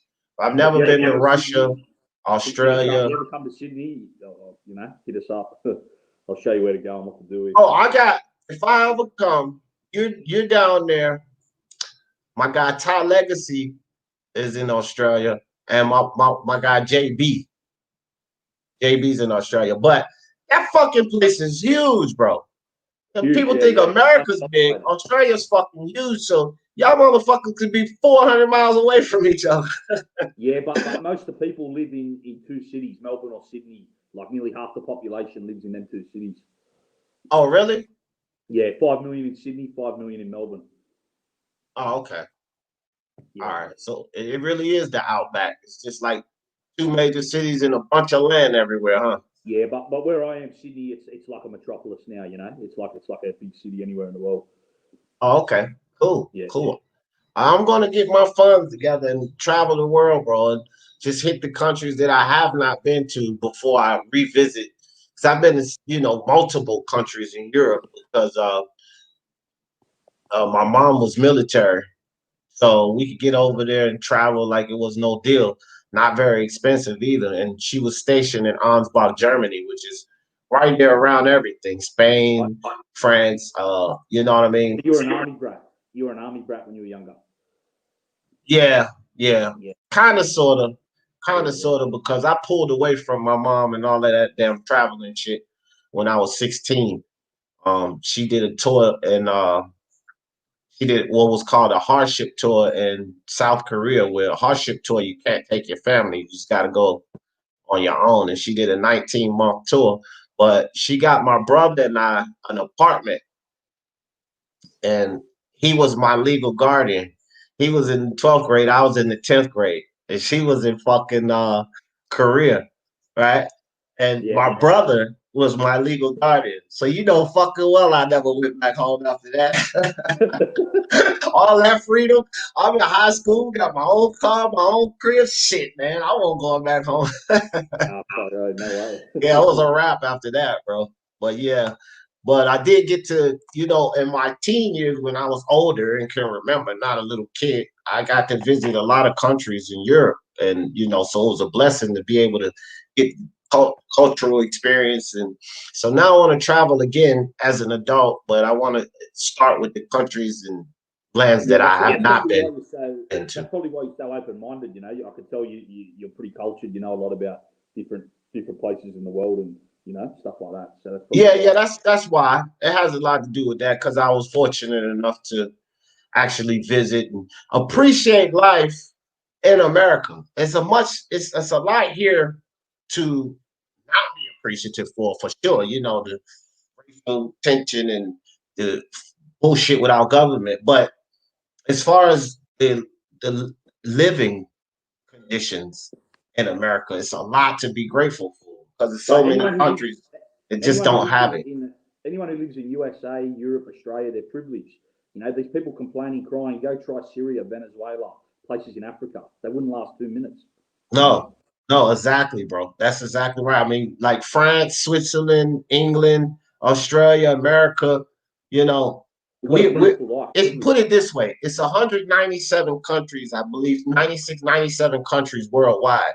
And only 15 guys, where it's only 15 countries where you can turn a knob and get running water, flip a switch and have lights on average. There's only 15 countries that live that way.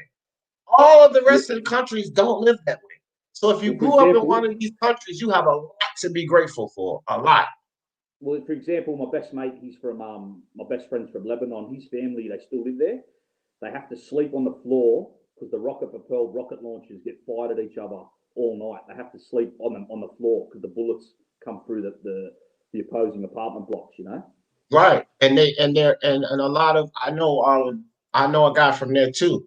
Here's something else. A lot of their medical facilities guys are underground bunkers because the Exactly. regimes will attack hospitals with They kids do. and They do women in in there. Libya So right a lot now. of their medical facilities over there are in underground bunkers, hidden away. Yeah, no, Imagine B's right living now like that, bro. in Libya. They're bombing all the hospitals. They're Yeah, attacking each other. They're doing that right now. yeah, right now. So yeah, I mean, it's crazy. It's crazy around the world. He gonna cry in the shower if Tio loses. Hell, no, I ain't gonna cry if Teofimo loses. Teofimo's in a win-win situation. He can't. He's not quitting. TFMO's not quitting on the stool. No way. To me, he can't lose in this fight. I mean, he can lose the fight, but as far as his career goes, he can't lose.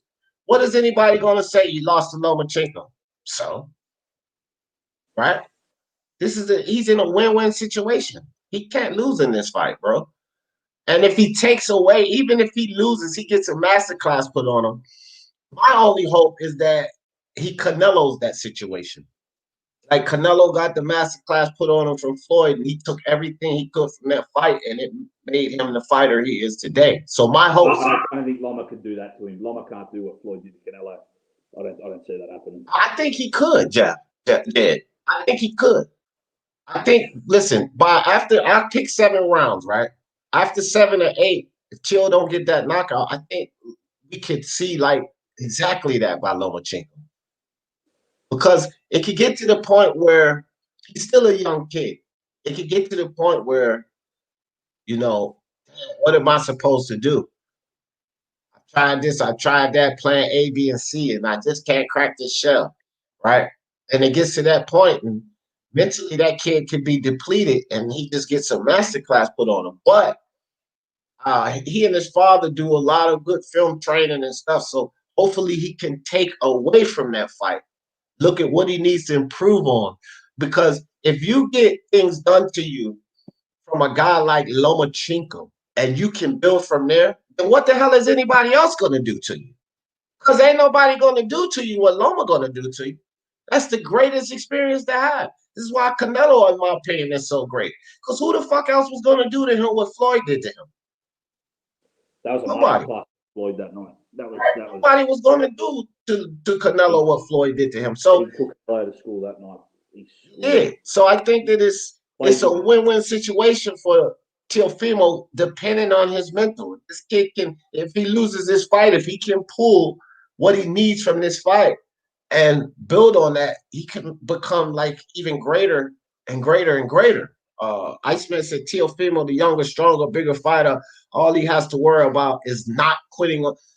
Oh my gosh, bro. That it's like that shit just sends all kind of it just fires up all kind of things in me when I hear this quitting on the stool. TFMO's not quitting that fight. But this is the thing. No fucking body at 135 has quit on the stool versus Lomachenko. People keep talking this quit on the stool shit. Most of it happened at 126. Then I think he did once or twice at 130. He's not made. No one quit on the stool at 135. No one.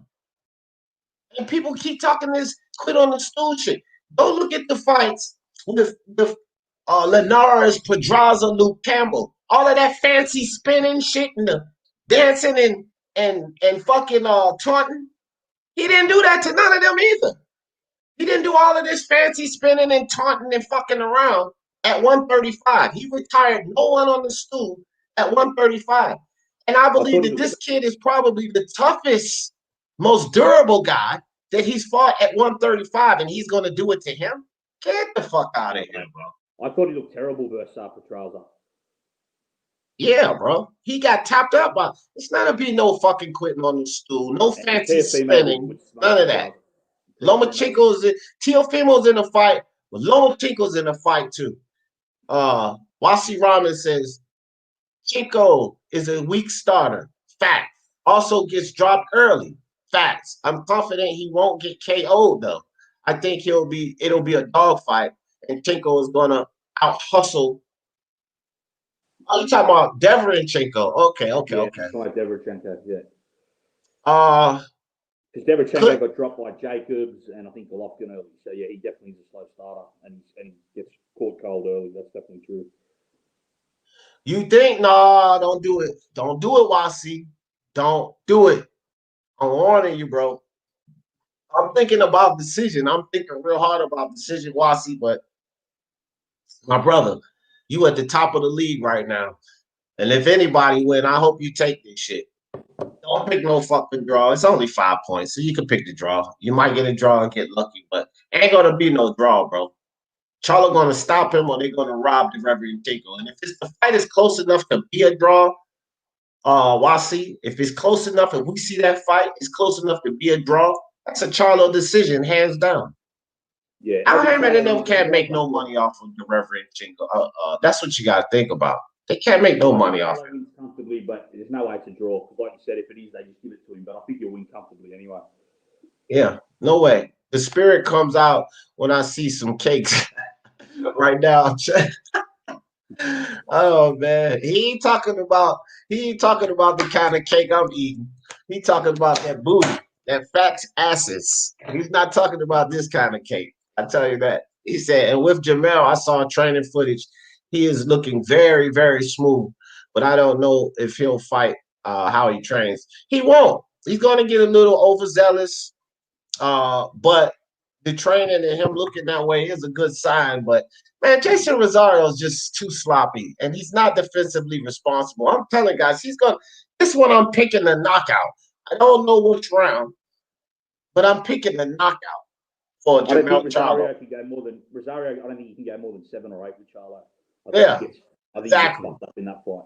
Exactly. Because see, look, with Jason Rosario, it's just like any other fighter that gets knockouts or whatever. When you get inside there and you pop this guy and you catch him, and then he just keeps coming. And now you got the idea that you can't just come up in there and have your way with him.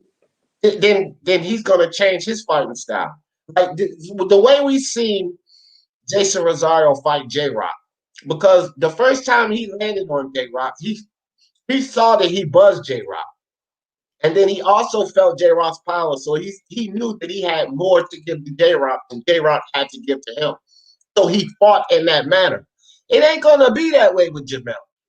For hit, Jamel's gonna hurt Rosario more than Rosario's gonna hurt him.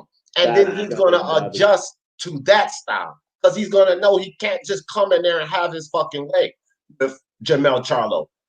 That's why he's getting his ass knocked out.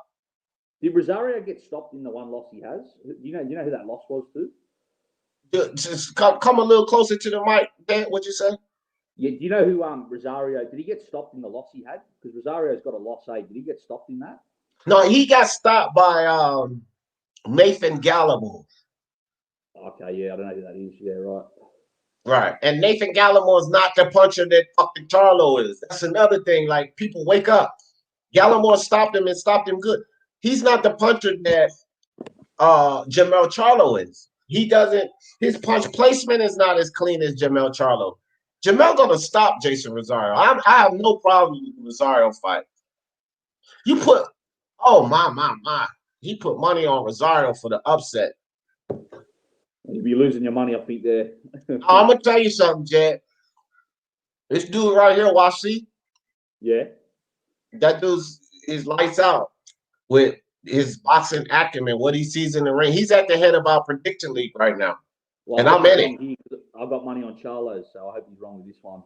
Yeah, no, but I mean, like, sometimes Wasi sees these things and.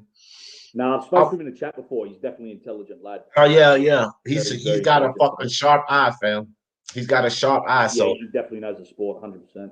Yeah, I never like, sometimes when people say shit, I'm like, man, get the fuck out of here. But Wasi is like E.F. Hutton.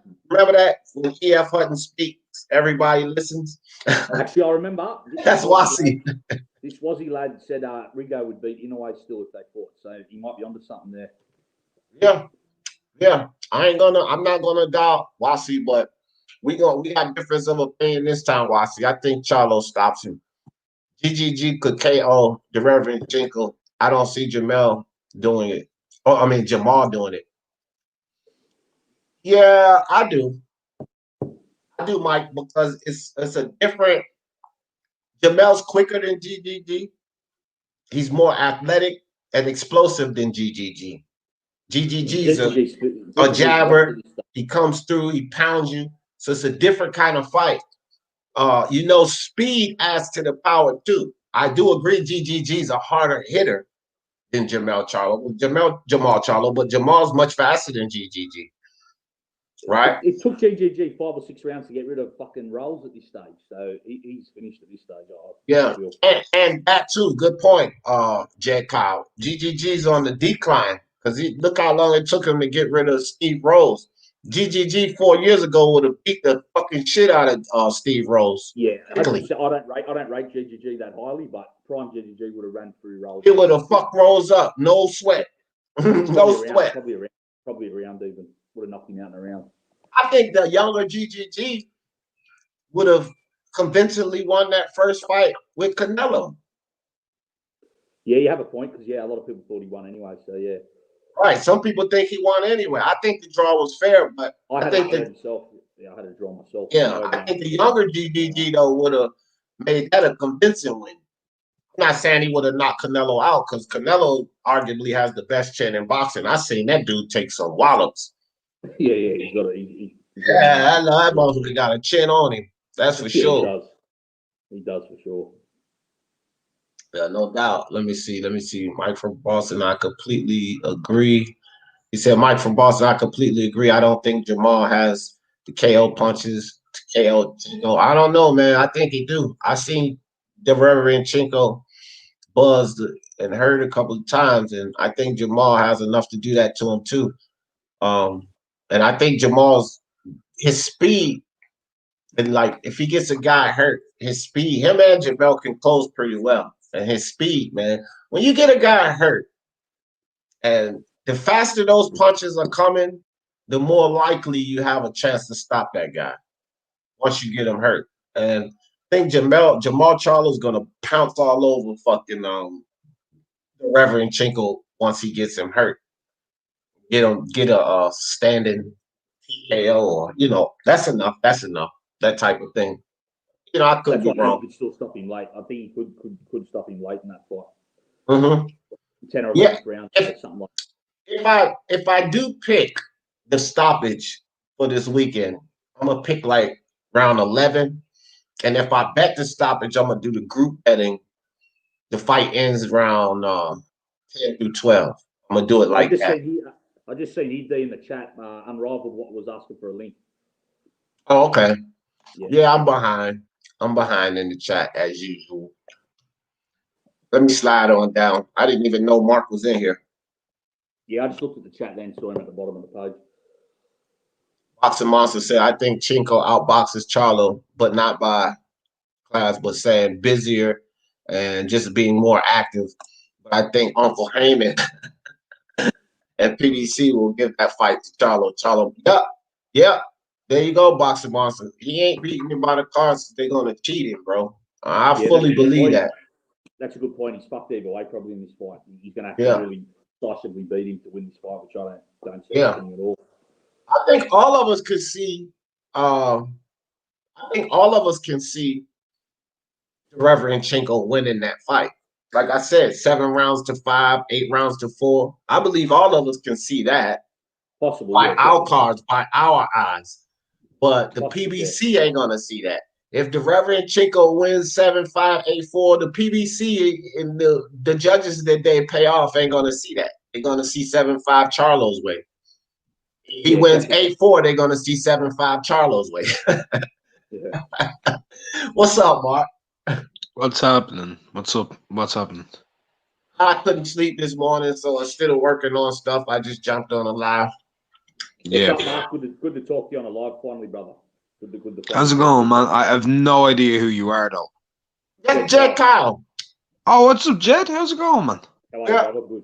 I told Jed how to click the link and get in here. He been wanting to come talk with us, but he never really, click the link and didn't know how to. I'm terrible with this internet. I'm fucking shocking with this internet. Just learning it. Yeah. Yo, I wanted to say real quick on one thing to do with this Charlo crap, right? And the Levianchenko shit. Everyone's like, split decision, majority decision, right? I'm fucking about with the whole thing, but to be perfectly honest, Charlo could just UD him. Not even, like, he could legitimately actually outbox him. Because Derevianchenko is only good on the inside. He's crap at range. If Charlo can keep him at range, he can outbox him. But if Derevianchenko gets inside, whatever. Watch the Korobov fight, yeah? That fight was close. Charlo probably lost that fight, right? But Charlo got a unanimous decision victory in that fight very comfortably on the card. So don't be thinking, oh, they'll just split decision MD it. Nah. Don't be just thinking that's what they're gonna do. Exactly. There's a possibility they'll just UD it. They normally do wide robberies. It's a fact, bro. It's a fact. That's why I don't know why. And it's PBC, guys. You got to think about, look, everything that's holding up the fights we want is all about money. It's all about their pockets. They cannot sell fucking Derevianchenko. So it's no way they're going to be willing to give. They can sell Charlo. Look at the motherfucker ain't this shit. And they still selling Charlo. Plus, they can't sell Derevianchenko. So he's going to have to drop Charlo a couple of times and beat him by like fucking 9-3, 10-2 for them to give him that by decision. Other than that, he's going to get robbed if he fucking stole something. They could sell the rematch. That's an interesting point. Yeah, but I'm just saying, I don't want to make this about whatever, but everything that's going on politically and whatever in America and different elements and all the different situations, Charlo ain't losing. No, I don't think so. Willie Williams, my brother Willie, what's up with you? Jeff said, shout out to D Mama. Thank you, bro. I think she would definitely appreciate that. She always get a kick out of when you guys say something. When I'm over her house and stuff, she always get in the camera and wave. And when you guys say, hey, D Mom, she get a kick out of that and start giggling and shit. Like I'm on fucking national television. I said, Mom, this is a YouTube channel. We're not really on TV. No, because a TV channel really only has access to a local audience. On YouTube, you've access to the whole world. Yeah, I know. But she just acts like I'm on fucking HBO or NBC and shit, bro. It's funny as hell. Local station or something. I'm like, Mom, I got 1,400 people watching me, not 14 million. Just keep it calm. Yeah, man. G Boogie, what's up, G Boogie? I'm sliding down now, guys. I didn't even know Mark was in here. If it ain't for the guys on the panel, I always get lost in this chat. My brother JB, what's up, my brother? There he goes. He's down there with you, Jack Kyle. JB down there. Oh, you know what part of Australia he's from? JB, where you at in Australia? Tell in the chat where you're from, brother. If you're still in, I think he's in Australia. Yeah, if you're in Australia, lad, tell us what city you're in. I know Ty Legacy. Ty Legacy's in Australia. Yeah, he's an Aussie as well, yeah. JB says, see, I don't see Rosario repeating what he did against J-Rock. Charlo going to be patient, and when he commits, he will be in trouble. Yeah. That's what I'm telling you. J-Rock, look, J-Rock beat Jarrett Hurd, but Jarrett Hurd had that ass whooping coming. I said that for a long time. The first person that could get in there and do what J-Rock did to him was going to beat Jarrett Hurd. Yeah, but J-Rock is not the best fighter, fam. Like, Herb was on borrowed time. He was catching a loss eventually, you know. He's a tough guy, but very limited fighter. And what has he done since? What the fuck has Jarrett Hurd done since that loss? His size and his toughness and his mentality was probably his biggest strength, but he's quite limited as a boxer. Jarrett Hurd has been silent, cold silent since he took that loss.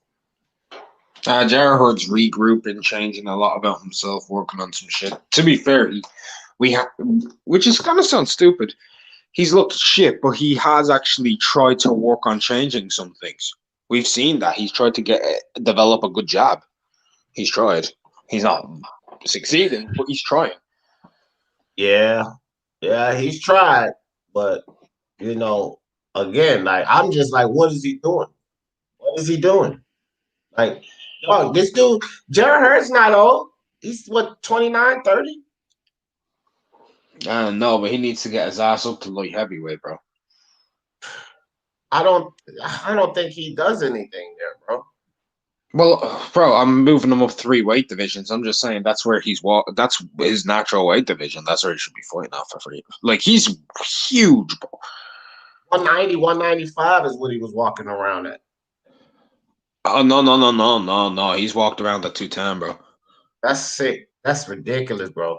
The amount of weight this dude was cutting is just absolutely crazy. Monstrous, bro. Yeah, but Jared Hurd, I mean, since he got beat by J Rock, he fought one fight. The guy Santana, right? Took him 10 rounds, and he's done nothing else since. Mm-hmm. He's done nothing else since then. So I don't know. I don't know. Jared Hurd is pretty much kind of like fell off the scene, if you ask me. Because you're not really hearing anything from Jamel. Charlo didn't want no parts of him no more after he lost them belts. At least Jamel was honest about him. He told Jared Hurd to go sit down somewhere. He wanted to fight him while he had those belts. He said, go sit down somewhere. I want to fight you while you had those belts. He called out Iris Landy Lara before he called out Jared Hurd, which I don't mind that because I think Iris Landy Lara is a better fight than Jared Hurd, to tell you the truth. But I just like the names that Jamel called out after he went to Harrison. See, he didn't do this Tank Davis and Devin Haney and his brother's bullshit. Fighting Adam. No, after he won that fight with Tony Harrison, he called out Iris Landy Lara, Julian J. Rock Williams. No, the winner of the J. Rock Williams and Rosario fight, and Textera. Those were the names he said he wanted to fight.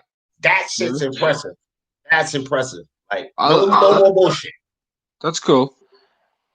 Yeah. Contrary to popular belief, I personally think Jared Hurd would beat Jamel. Nah, I don't think so. No, can I just give you my reason why? Sure. Yeah, I think everybody's aunt, uncle, and mother has currently completely thrown Jared Hurd under the bus after one loss to J-Rock. Forget how well he, like, even if the dude is defensively not responsible and not that good, he is a very difficult opponent by how he wears you down, stays on top of you, throws tons and tons of punches. You need to be able to fight on the inside to beat that man. I don't rate Jamel's inside game. Actually, I think Jamel's got one of the worst. I would say out of the top 10 in that division, he's got the worst inside game. He's got like probably the best mid-range game. Inside game, shit. It doesn't exist. I've never seen that dude fight well on the inside. I think Jarrett would actually beat the fuck out of him because he's not going to keep him off with that jab. That's the honest truth. That jab doesn't hit hard enough to keep him off him. Well, so that's just me. I'm not basing it on no fucking one J-Rock fight because I just spoke about the Santana fight that I watched Jared Hurd in after getting beat by J-Rock. So, and then I'm basing it on a lot of what I seen before the fucking J-Rock and Santana fight. This is like Leo Santa Cruz. The dude used his fucking face as a goddamn shield, and it didn't change in the Santana fight. And fuck, I just like Jared Hurd.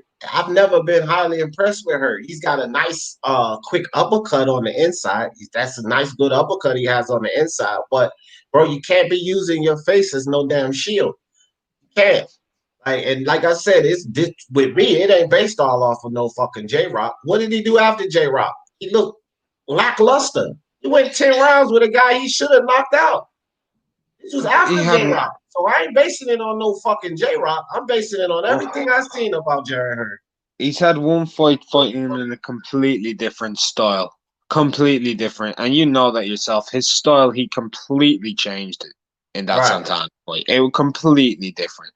Right. Judging how he fought one fight against Santana, poor performance, and everything else, I mean, if anybody knows anything, everybody knows Jared Hurd, before the J-Rock fight, everything else, his style matches up very well against Jamel. It just does. Even if he takes punches to the face, even if Jamel can rack up points, I think Horde can knock him the fuck out because he can suck the life out of him. And what did you just say about her when you start? He's trying to reinvent himself. No, he's shown us he's trying to. It doesn't mean he is. Okay, well, okay, Mark. Boxers show us a lot of play these things. word games, bro. He's showing us he's trying to. Regardless, bro, he ain't trying to be what he was when he got his ass walloped by J-Rock. Regardless, he's not. So he's trying to make adjustments. He's trying to show us whatever. Dude, Yeah, but I mean, it's just a difference of opinion. I ain't convinced with her. I'm gonna just say that. I just want to say one thing real quick. The reason he tried to adapt, and he said this, is because he needs to fight differently for the rematch with J-Rock, and then J-Rock went and lost the titles. So that's what that was about. That's genuinely what that was about, because he needs to fight on the outside against J-Rock. But whatever. Well, Jamal's been active since J-Rock. He's fought one fight where he's trying to make adjustments since J-Rock, and I don't see it. Because the dude is just not, he's not fighting. He's not, whether he's going to stick with his old style or transition to a new style, you got to fucking get in the ring and fight. He ain't fighting. Jamel done fought fucking Harrison, Cotto Harrison. He's still fucking around. Get his ass whooped by Jamel. Timing, what about timing and reflexes and all of this shit, which you don't need much reflexes because his goddamn face is his goddamn shield. So I don't know, man. Like, it's like a Gary Russell thing. Get in there and fight. If you ain't fighting, you ain't winning, in my opinion. Your motherfucker ain't fighting. He ain't doing shit. Yeah, JB, man, I had to take a bit of difference. Oh, y'all talking about Australia. Yeah, he's in Mackle. What did he say? What's that, JB? Hold on, I seen that comment. He said something about, I want to. Oh, I can't find it. Oh, there it is. There it is. Yeah. Merrickville. You know where Merrickville is, Jay? That's where JB is in Merrickville. You know where that is, Mark? You've been to Australia, right? Well, yeah, I've been to Australia. Doesn't mean I know where fucking Marrickville is. No, that's why I asked. I know that place is fucking huge. You might have visited or something. I don't know. I've been to fucking Marrickville, man. That sounds like a little town somewhere or something like that. It's probably a town inside of like a major city. Yeah, but Jess said that they only have like few like major cities, so it could have just been. It's not like it's a few major cities and then it's fucking land everywhere. So that's the only reason I asked. I mean, if it was America, then I wouldn't ask you nothing like that because fucking cities everywhere. Major places over there. Like they have like Canberra, which isn't huge or anything. That's the capital. They have Sydney, Melbourne, all that crap. They have Brisbane. There's only a few. I agree, Martin. I agree too. He gets beat by any good puncher. If J-Rock don't fucking hit harder than fucking Jamel, in my opinion, and he had fucking heard Buzz a few times. Like he started taking them. I don't agree with that either. I don't, because that's one of Jamel's strengths. The things that y'all say he don't have, I don't argue with that like the end. But one of his strengths is he puts his punches where they need to be. And the reason that Jared Hurt is so defensively irresponsible, he's gonna land on that motherfucker.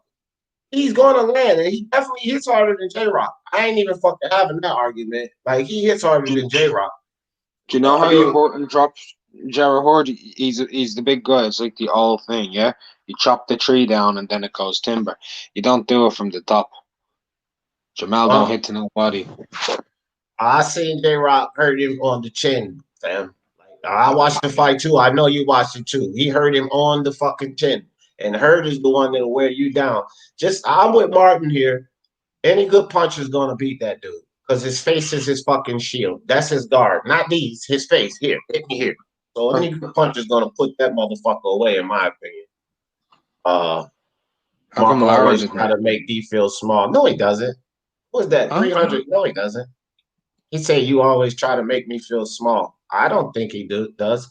Well, if you see that, if that's your perspective that he always tries to make me feel small, that's your perspective. But I'll tell you this, 300. Nobody on this fucking YouTube makes me feel small because they can only make me feel small if I feel that way. Here's one thing about it. You can't make me feel small because I don't overstep my boundaries. you start talking history, or I ask Mark, I defer to Mark. I don't try to jump into his arena. So I don't make myself feel small. Second and foremost, when it comes to what happened in the ring, whether I'm right or wrong or somebody has another opinion, I don't fucking back down from that shit. I don't went at Mark with what happens in the ring, beats, ring IQ, hardline, and Nuke and anybody else, because that's what I think that I know I'm the big dick on when it comes to what happens in the ring. So nobody makes me feel small. You can only be made feel small if you feel that way. And I So don't feel that way. let me get this. Am I supposed to come on and just sit down and D says something and be like, "That's right, D. Yeah, that's right. Let me open my mouth up so you can shove your dick down my throat." What type of faggot ass crap is that? Let's Yeah. just everybody, let's go on to a panel and agree. Let's have no discussion. So what you Yeah. guys think about that? I completely agree with you, D Jefferson. Yeah, I don't want no fucking yes man. And if you're a yes man, hit the unsubscribe button and go subscribe to He Knows What Sports. I don't want no yes man. I want people to tell me I'm wrong. Fuck that. You just really wanted to say that when you thought of it, didn't you? You Yeah, just really yeah. wanted to say it. Cause bro, I swear, like I've been over there a couple of times going back and forth with this fool, and that's what he got. He got a bunch of yes men over there. Any dumb shit he say, yeah, that's right. 100, he knows the sports. And I'm like, bro, y'all just as stupid as he is if you fucking support that shit. Kovalev paid to lose. Yeah, that's right. He knows his sports. Y'all just as stupid as he is. If you're gonna fucking sit there and thumbs up and yes every fucking thing he said, none of us get it all right. None of us. So it's got to be some type of thumbs down or disagreement or something, or you just fucking a dick rider, bro. I don't get it all right. How many times? Fuck. If I get it all right, I will be winning the league every season. But I don't. None of us get it all right. So I don't like. I don't appreciate people trying to kiss my ass, bro. My ass got shit coming out the hole, and kissing ass is just nasty. So don't kiss my ass. How about that? I don't like that shit. I don't even fuck all that. But oh, let me go back to that comment right quick. Go Bob. Motherfucking right. I'm with you on that. I'm with you on that. All my black people, that's right. I said it. I'm with Dobar on that. I ain't gonna talk too much about it. They shut you down or anything positive said about this guy here. You say something positive about that guy, forget about it. You get no notifications going out or nothing. But I'm with you, though. I'm with you, Dobar. I'm with you on that. But yeah. So Mark, you got any words for Um, for Fury telling Anthony Joshua to drop his belts? That's why I um, started this live off. This idiotic shit Fury talking about, man. look, he told Anthony Joshua to drop the WBO, right? Yeah. Yeah. Um, I agree with him, but let me give Yeah. you my reason why. Because Eddie Hearn said way before Fury said this, he said that we're thinking about vacating the WBO belt to make this fight happen between Fury and Joshua. If that's the case, to make it happen so they don't lose it in case Joshua ends up losing to Usyk, in case they think it's a bit risky, if that's the way they can make the fight happen, that's the way they can make the fight happen, to be honest. If that's the only way we get if that's the only way we can get them to have two fights next year, I believe vacate the belt, get rid of the undisputed shit. But I would like to see it for undisputed. I agree with him. I actually do. Wow. Wow, that's cool. Well, you already know what I said before about I don't give a shit. Like I want to see those two fight, right? I still think it's idiotic. For this is why I gave Fury heat for it. Because he being hypocritical. You know, what Eddie Hearn said, the way you broke it down, okay, I get that. Fury, shut the fuck up, bro. Because if that's the case, drop your fucking belt and make the fight happen now. That's a possibility. Drop your goddamn belt. Give your fucking WBC belt up. You was talking about if I put the heat on you, you was going to drop it and not fight Dillian White. So don't tell another man to drop his belt. Drop your fucking belt, buddy. If Fury drops his belt, yeah, All right. he can't fight him next anyway. Joshua would have to vacate the IBF as well. I thought that mandatory was clean after he fights Pulin. Yeah, but him fighting Pulev is in December, and Fury fighting Wilder's allegedly in December too. Oh yeah, well there'd be no need to drop it then. But just go And beat up because of the Wilder. Povetkin Dillian White situation, like you have 10 to 11 months now. God bless Alexander Yeah, Povetkin to yeah, make yeah, that but fight. fuck all the logistics, bro. I'm just talking about Fury's hypocrisy, bro. I'm not fucking taking up for Fury on this dumb shit.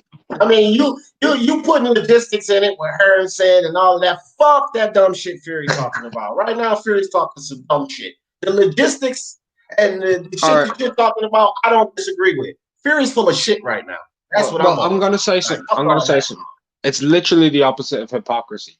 Him saying that he'll vacate his WBC belt to fight Anthony Joshua, and then telling Anthony Joshua to vacate his belt to fight him, is not hypocritical.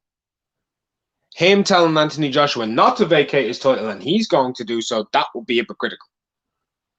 Okay. I understand it completely. Completely understand. Like if he wants to make this fight happen without anything else, like it's just the one fight. He's telling them to just drop the belt for the one fight, like the Usyk one. I understand it. Completely understand it. All right. So I got something for you, Mark. As soon as I find it, I got something for you, buddy. But yeah, you can understand that all you want, and I get it. I get it. And again, you bring in the politics side of it, and I ain't even gonna argue all of that. What Eddie Hearn Oh, said, so I ain't gonna I'm argue. not bringing up the Eddie Hearn thing. I'm just No, talking look, this is Fury. what I got for you, Mark. This is what I got for you right here. Tyson Fury, you idiot. How about that? That's what I got. How's he an I don't give idiot? a fuck. I don't give a fuck what you tell me. You idiot. I'm tired of Tyson Fury talking silly shit. And, he talks enough silly shit. So, again, you idiot. How about that? Tyson Fury, listen, I'm going to say this is hypocritical. I'll say this. Tell nobody what to do when you ain't doing the right thing. How about that one? Because this motherfucker fights trash in between good fights. There's enough complaints we have about Tyson Fury. So shut the fuck up unless you're going to do the right thing in boxing. Other than that, you're being hypocritical because you ain't doing the right thing. So fuck you giving anybody else advice about doing anything that you think is right, Tyson Fury, because as far as I see, concerning from my perspective and my love of boxing, you ain't fucking doing right. Fight the good fights in between. Fight like a real champion. Fight the best. And start with the Tom Schwartz, the Separate Safaris, the fucking Auto Violines and shit like that. And until you willing to do that, shut the fuck up. You idiot. Now, you want to argue that one? I was busy doing something and didn't quite hear what you I know said. goddamn well, because you can't argue that. Fury's not No, I fucking didn't doing. hear what you said. I'm being Okay, legitimate. this I is what didn't I hear. said. And I don't even have to go back through all of that. This is what I said. Fury, until you do the shit you're supposed to do in boxing, like fight the best in between, not just Klitschko and Wilder, shut the fuck up. You want to defend him on that? Yeah, sure. If his next fight would be Anthony Joshua, that's the best fucking fight What that that ever got made. to do with the Chef of Safaris, the auto violence in between, him not fighting the best, and the bullshit running around, ducking fights, and all of that shit? That's all part and parcel of his resume. Okay, so shut the fuck up until you stop doing that shit. Don't give nobody else advice about what they should do just so they can get in a fight with you to push your agenda forward. Because that's basically why I said, because he wants to fight. He wants to fight the best. He wants to prove. That shit done nothing he's advising Joshua of benefits him. Joshua's plan is to get all four belts. And Fury, you're fighting nobody in between big fights. So shut the fuck up, and unless you're going to do right and fight the fights the fans want you to fight. Nobody wanted to see him fight fucking Sepa Safari, Tom Schwartz, Otto Violin, or none of these bullshit fights. No one wanted to see that shit. No one. They wanted him to fight Dillian White. They wanted him to fight Andy Ruiz, Luis Ortiz, Oscar Rivas. No one wanted to see these bullshit fights Fury taking on. Nobody wanted to hear about him going over to fucking WWE, fighting Braun Strowman and all of this bullshit. So it's hypocritical for you, in my opinion, to even give somebody some goddamn advice, and you ain't doing right in boxing as far as what the fans want. Shut the fuck up. Now, did you get lost in translation again, or did you hear that shit? No, I heard that shit. Yeah, so fuck that shit, Fury talk. Thank you, Tim Smoke. I agree. I think a whole lot of people agree with that, man. Fucking tell AJ something. How the fuck you gonna tell AJ something? He's sitting there with 3 belts. He's fighting the tougher fights. Motherfucker, he fought Dylan White. He fought Beckett. He fought Parker. What you fought? You fought Safari, Schwartz, Marlene, Wilder. Come on with that shit. Fury need. I ain't gonna Hey, fucking back Fury up. You win. the only one of those fights I allow is Sapphire Safari. Well, yeah, because he was 400 pounds plus. I'll give him that. But Fury's fucking around, fam. Come on, Fury's fucking around, and he has his path. And well, I can appreciate what he's saying. He's won all the belts there is to win, and he wants to answer the question of number one or number two. That part I'm with him on, because regardless of what anybody's saying, with the belts or without the belts, once those two fight, then that question is answered because it's only those two. I think people think either Joshua's the best or people think either Fury's the best, but it's only those two. So, in his perspective on that, let's get into a fight and kill the misnomer of who's the best. That's the only thing I'll give him. But all of the rest of the bullshit Fury's saying and doing, no, you idiot. And I expect him to say these things, but every now and then I'm going to give him a you idiot. And ain't nobody going to tell me he ain't an idiot, because there's plenty of reasons to call him an idiot. Everybody's a fucking Elsa and scared of him, and he's the best, but he don't want to fight the Reeveses and the Parkers and the Ruises and the fucking Dillian Whites and shit. Get the fuck out of here with that shit, bro. Like, I am not supporting that dumb shit. Can I ask one question though? Sure. If it means the fight definitely gets made, do you advocate or do you disapprove of Anthony Joshua dropping the WBO? Yeah, if they sign for it, and we know that it's gonna happen. Yeah, but fucking Eddie Hearn and these fucking promoters and shit, I don't trust them any more than I believe Fury. Because motherfuckers, he could drop his belt and then Fury fucking goes on another fucking drug-induced hiatus and he dropped his goddamn belt for nothing. Or he could drop his belt and Fury say, okay, well, I'm going to fight you, but let me go take this WWE fight right quick. Get the fuck out of here. If it was a guaranteed thing, yeah, I would advocate for it. But with Fury, ain't nothing fucking guaranteed. So shut the fuck up and get the fight when you get the fight. Like, don't fucking push nothing on Anthony Joshua. You leading your bullshit path, fighting bullshit fights in between. Don't fucking goddamn alter that man's path or tell him what he has to do, because you ain't doing the fucking right thing. At least the right thing by the fans. You're not doing what the fans want you to do. So don't fucking go telling Joshua what he needs to do and then just to come fight you. Fuck that dumb shit Fury talking about. That's just you idiot. That shit is just dumb for him to open his mouth up like that to me.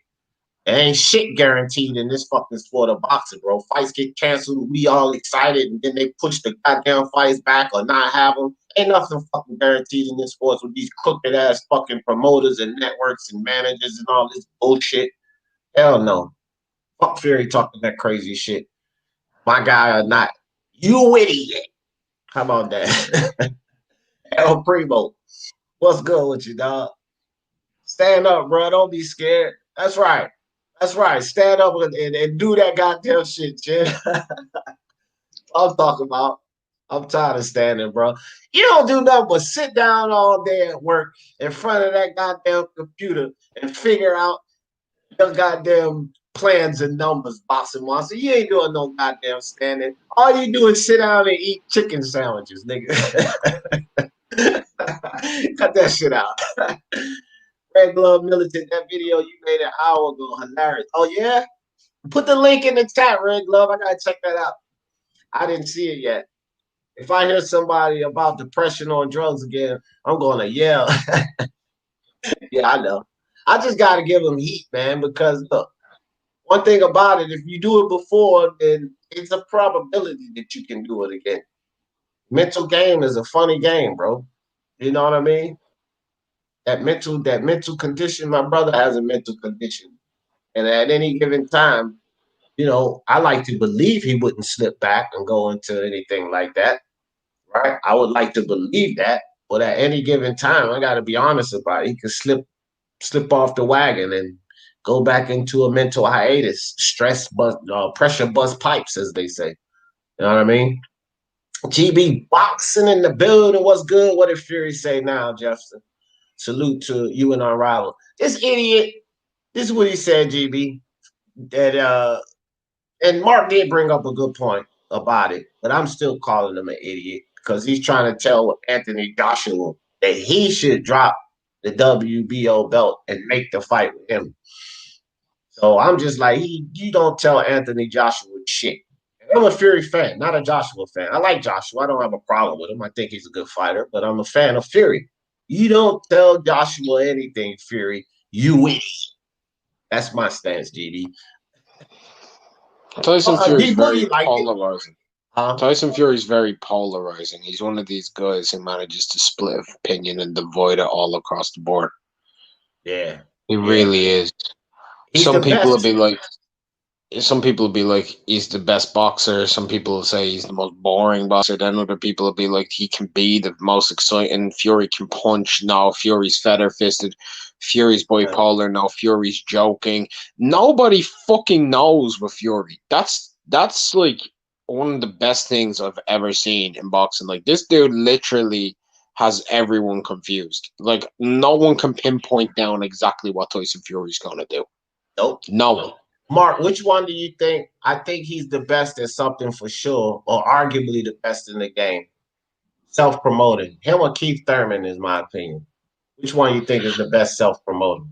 Fury or Keith Thurman? Just between them two? Yeah. Tyson. Yeah. Yeah. Who do you have that could possibly be over him? Because I might be missing someone. Self-promotion now. I ain't talking about the company and all of that. Yeah, everyone's gonna hate me, but this guy pretty much has, even though he's had promoters, he's self-promoted himself, and his name is pretty large. Adrian Broner. Yeah, that's a close one too. But he got a lot. He got a lot of help though.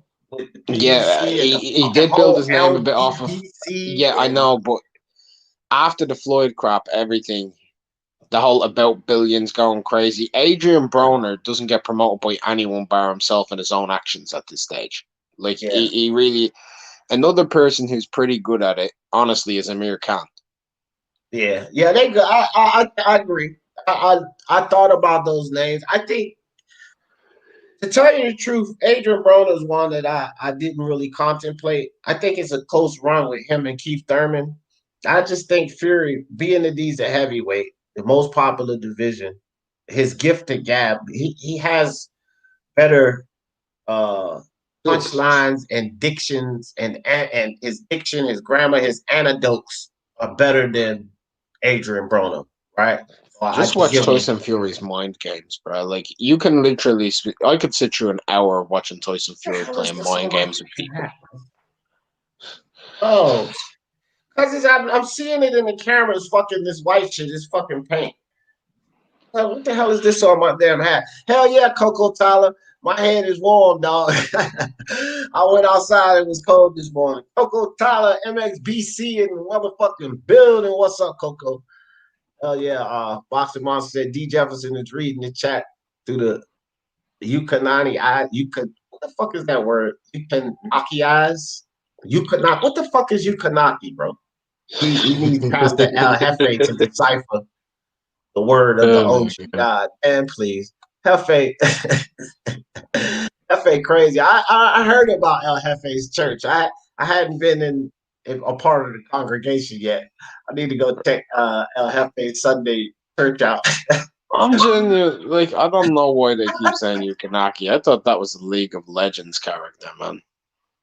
Yeah, Yukonaki. What the fuck? I don't know. I thought it was a League of Legends fucking. I thought it was a League of Legends summoner, man. I don't know. Oh shit. Yeah, man. Pastor, that shit was funny, all brown gone one. Pastor Jefe. I think I'm gonna start calling her that. Pastor Jefe. What's up, Pastor? Reverend Jefe. Real quick. What happens when it happens? When hype is created by the fans, the fight seems to get shelved for marination. Yeah, a lot of these fights get shelved for marination, fam. And you know what? Bob Arum and Al Heyman are the best marinators in the fucking business, and these two idiots are in on it together. So You goddamn right. This one will get shelved for marination. They've only successfully marinated one fight between them lately. Yeah, Like, I mean, a lot of the marination over the last few years has actually just ended up going the wrong way. yeah, They haven't pulled it off since Floyd Pack. yeah. I won't Like, argue that. I won't argue that because look at what happened with fucking Wilder. People talking about that. It was marinating that fight. Oh, that was ruined. Look how much money they lost out on. They lost on a ton of money marinating fucking Wilder Fury. Won't no fucking pandemic. The fans was there. Pay-per-views was off the yin yang. UFC won't doing as much damage as they're doing now, and they blew the fucking fight off marinating and shit. Get out of here, bro. They don't pull off marinations well at all. AJ needs to just take it one fight at a time, and he stands to make history. He's already going to make history at this point. I mean, you got a handful of British heavyweight champions that are gonna, in my opinion, achieve, that has at a higher caliber than him at this point almost, you really. know, I've been thinking about it long and hard. I think I know someone who's actually the best self-promoter in boxing, and it's not Tyson Fury. It's not any of them. Hello. Huh? No, I was saying hi to my daughter. Eddie Hearn, bruh. Yeah, well, he Eddie ain't a Hearn. boxer. I don't care, bro. That man is more famous than all of his fighters, bar Joshua. And when he started up, he wasn't. And it ain't because he's promoting those fighters. He's done a great job of marketing himself on every camera, talking that shit, doing the cheeky smiles. Women love him in the UK and everything, bro. Yeah, well, he won't in the equation. I would agree with that. Like, I can't even disagree with that. But I was talking about fighters, not No, like I you know know. what I I mean. was just trying to Yeah. be a contrarian dickhead.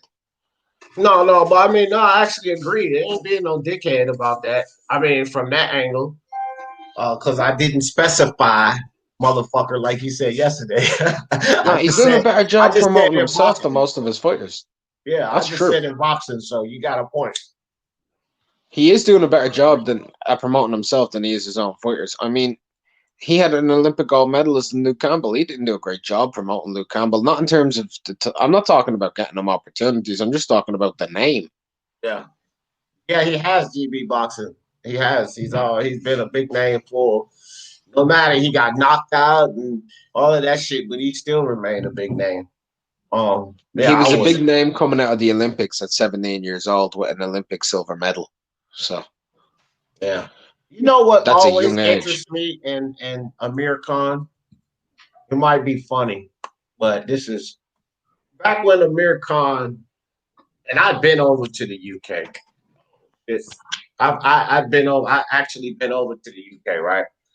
That was the first guy that I ever really noticed, like a Middle Eastern guy from the UK.